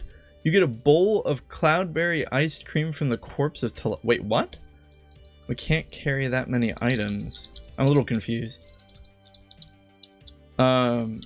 So first off, it looks like there's a limit to the number of items, probably unique items that you can carry, so we're gonna have to equip some of this. Apparently, I didn't realize, Liritsu gave us some ice cream. I didn't even realize that he did that. I feel a little dumb now. We still can't carry the necklace. Apparently equipping the things doesn't... Maybe we can put it in our pack. I'm not really sure. I really want this necklace before we'll drop... We'll drop something that's unimportant, right? We'll drop the rope. Take... necklace? Doggone it. How do we get this? Okay, we were able to take it now for some reason. Now that we've dropped the rope. Can we take the rope? Now we... This is weird. Now we can take the rope? I'm kind of confused as to why we couldn't take the rope earlier. It said we couldn't carry it anymore? We're unencumbered. We're carrying 225 and 70. Oh, we have a max item of 80. I see. So we can only carry 80 items. But also the items have a weight. So we have a max item limit and a max weight limit. That's fantastic. I feel like games typically go one or the other. You can only carry X number of items, or you can only carry X amount of weight. So you can do all sorts of goofy things, like you can carry, you know, 50 armoires because the item limit is 50, but if you tried to carry 50 pieces of paper, you couldn't carry 51. But by combining the two in this one, you have a nice mix between, you know, a limit, like, yeah, technically you can carry the weight to 50 glass jars, but how do you carry 50 glass jars on a single person? Which is cool. Get all corpse, and vice versa as far as the weight. We see nothing on the corpse. We do have our Vorpal necklace though. Oh, cat's coming in to say hi. This is great. This necklace is now going to become Oh shoot, am I mapping? Shoot. I'll have to fix that. That's okay, that's not a terribly difficult fix. First, let's resurrect so that we don't incur penalties from being a ghost. Now, let's fix this. Is she on camera? She is on camera. Do you enjoy tearing up my chair?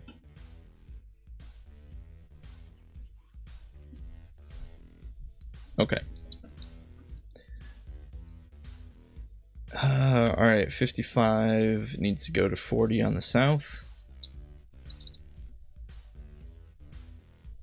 And then we just need to grab everything. Move it down one notch.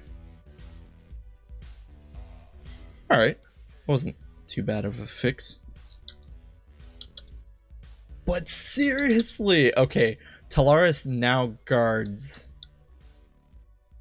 the secret of the Vorpal necklace. I love this. Okay, so let's not wear the necklace. And actually, out of character, I'm going to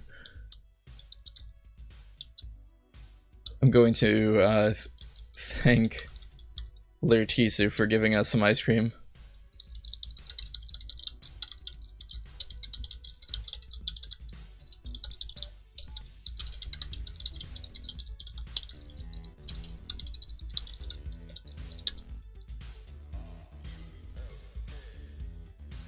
Oops, did I do that wrong? I don't think I did that wrong. I thought it appeared red when it was out of character.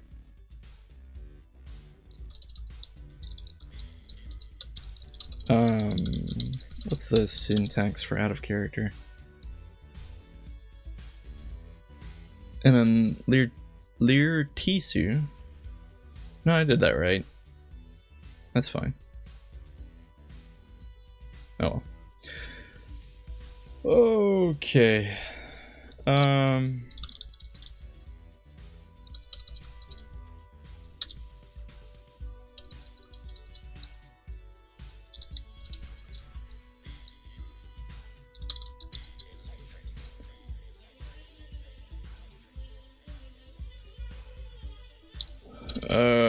Sorry, I was just reading the OOC here. It says, this command does not exist as a channel for you to use OOC information to help out your character. I'm not sure the limitations on that. I think that just means you're not supposed to...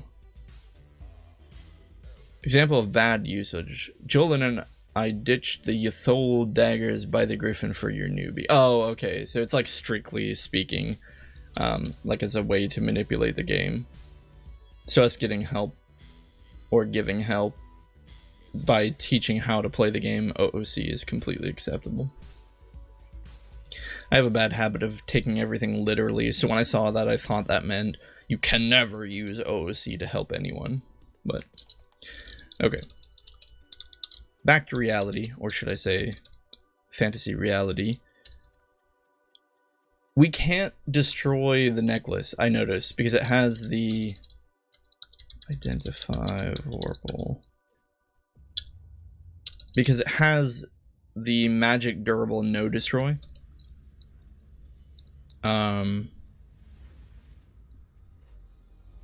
It also means... Alright, let's see here. Oh, help sacrifice? I'm pretty sure you can't sacrifice things that have a no destroy tag. Let's read real quick here.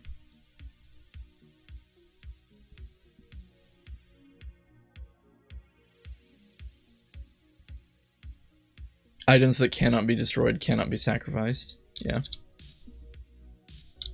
So we can't sacrifice this to get rid of it to Allele, which I think I might have done if we could have. But now we must hold on to this necklace as the guardian of the Vorpal necklace. Alright, Let's make sure our inventory is all up to snuff.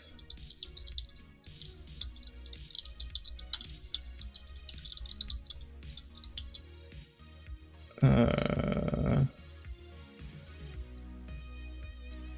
think that's it.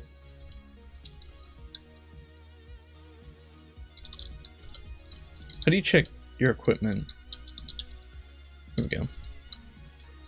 Worn around the neck, nothing. Oh, we need to wear our pendant. Oh, we didn't put the gloves on. Okay, now oh, and the belt.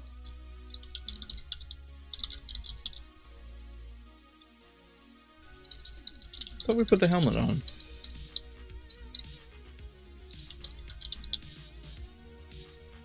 Okay. We should... Wait, why don't we have boots? Worn on legs. Wear leggings. There we go.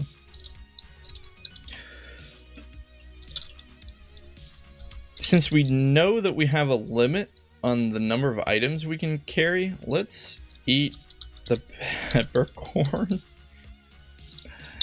Which isn't going to be great, but that's just going to get them out of our inventory. I cannot believe we got killed.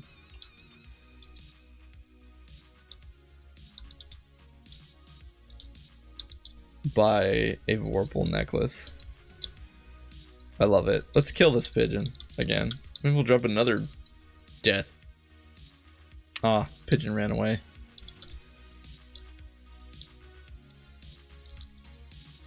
Guys.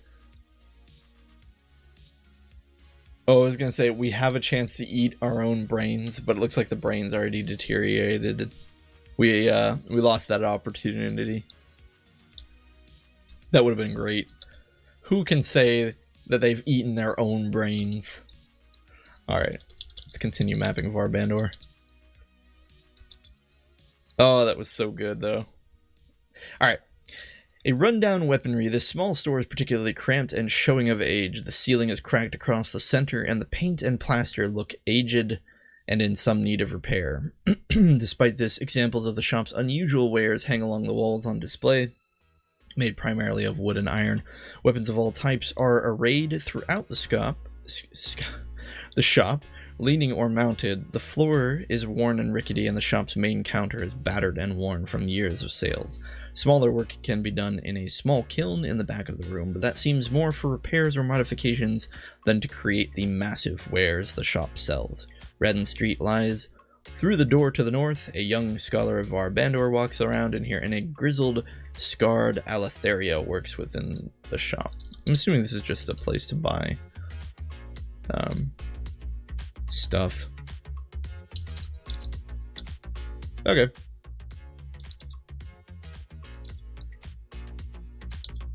Of which we have no money, so can't really even be considered a part of this. Find ourselves at the Discount Guides of Varbandor. A small room fronts this establishment, a curtained-off door concealing anything further. A creaky old desk fills entirely too much of the room, covered in papers and carefully stacked scrolls. The walls are covered in old handbills announcing bounties long since collected, gladiatorial bouts from at least a year ago, and a few advertisements for local shops. The floor is kept cleaner than anything else in the place, and it too bears the signs of too many feet walking over it. A greasy street urchin walks barefoot through the city. Okay, there's a street urchin here, but a modest-looking woman waits for potential customers. Customers? Alright. Well, let's begin. Arania tells you Jar's village can be found on Jasa Lake at the end of... I really need to change my text size. At the end of Aragol River. Rehada is their healer and de facto elder. She sometimes has work for adventurers. She asked me to send young explorers her way. If you need a guide, feel free to hire one from my staff. This task must be completed before reaching level 20. Oh, sweet. It is a task. And it's permanent, so we just have to do it before we hit level 20. Which, at the rate we're going, won't be a problem. Jaris Lake. No clue where that is.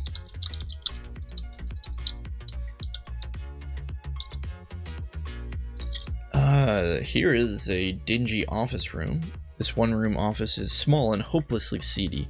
Dirty gray plaster is cracked and bubbled in many places, stains and discolorations covering the surface. The roof beams sag wearily and the creaky floor is bowed and warped. Equally flimsy chairs are lined against the eastern wall. The room smells of damp and mold and apparently hasn't been cleaned in years. A high desk built to eliminate the need for a stool sits opposite the chairs. An incredibly grimy window is made of dozens of thick, blurry panes of cheap glass. The window admits slightly less light than the open doorway beside it, which leads north out of the room. A burly Ethron mercenary paces about his office. The mercenary tells us, "Hello there, you interested in some work?" We'll say yes. Alright, I have a bounty I'd like you to collect. A sneak by the name of Ordak has made some enemies stealing from the merchants here in Varbandor. So the merchant council has put out a call for silver for his scalp. Trouble is, he caught wind of it and is now hiding somewhere in Varbandor. If you find him, kill him and collect his scalp and bring it to me for the reward. Now, if I were to start your search, I'd say to have a look around Dretch Street. We haven't been there yet. That's east off of Sadrint, a little farther north of Radin. Maybe ask Ogot the merchant about Ordak and the bounty. He might know where he is hiding. Ogot's shop is at the end of Dretch. Now remember, if you want to get any guild experience out of this, you'll need to bring me the scalp before your 16th rank. The Ethron mercenary says, "Happy hunting." Well, this is cool. Oh, this isn't part of the task. Okay, so we just have to do this before reaching level 16. Which, again, I don't think should be a problem. And he's in Varbandor, luckily, which is a place we're quite familiar with at this point. Alright, and he was on Dretch Street. I'm gonna make a note of this. We want to kill... who? Ordak. Ordak. Somewhere in Dretch Street. And then...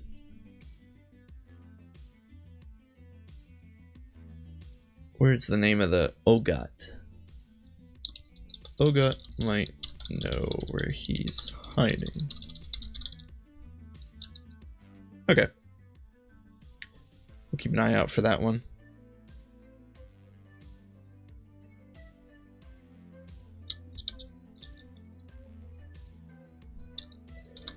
Okay.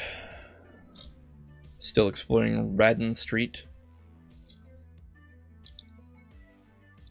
North is a rundown flophouse, and a large tavern to the south is decorated with a sign proclaiming it to be the Tipsy Swordmaster. Well, clearly we have to go to the Tipsy Swordmaster. Oh, Gladiator says you cannot violate the sanctity of this guild. Didn't realize that it was a guild.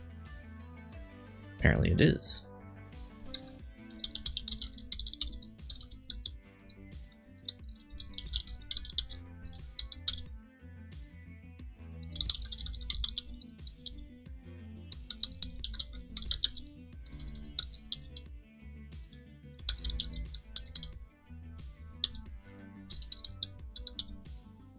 Okay, well, we can't go to the north in the flophouse. The room reeks of alcohol and other smells that aren't so easily recognizable. A small ragged rug lies on the wooden floor, creaky, but by no means run down. A plain check-in desk sits in the middle of the room, and a small brownish stool just behind that. A few other chairs that don't look stable enough to support much weight lie scattered about, but that's it for the way of furniture. A drunken soldier has collapsed on the floor of the flophouse. The drunken soldier snores loudly, and now he's just snoring over and over.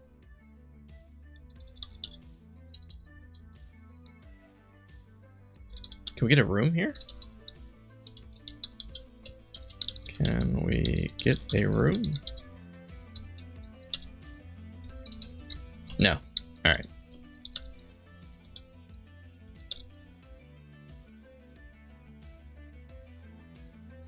Well, this seems to be the end of this part of the road. Small street, really. However, we are in the Wench's Loot. This shop lies just off the east end of Radden Street and is exactly as dingy as one might expect for the surroundings.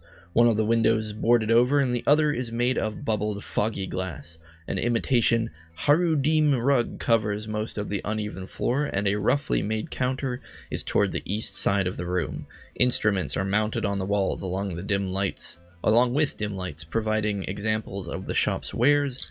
A wooden doorway leads east. An unsavory human woman tends the counter. Let's look at this person. Lynette is an unsavory-looking human woman and owns the Wench's Loot. She is short and pudgy, middle-aged, having caught up to her with sudden alacrity. Her face is weathered and her hands are rough, but she carries herself with an odd pride despite it. A resident of Varbandor, she saved a conspicuous amount of money despite her youthful destitution. After cutting an undisclosed deal with the flophouse owner nearby, oh, we know that place, she renovated the unoccupied building into a discount instrument shop. Lynette is in excellent condition. An instrument shop? You can get a horn, a violin, a flute, a drum, and a wind chime. It's interesting.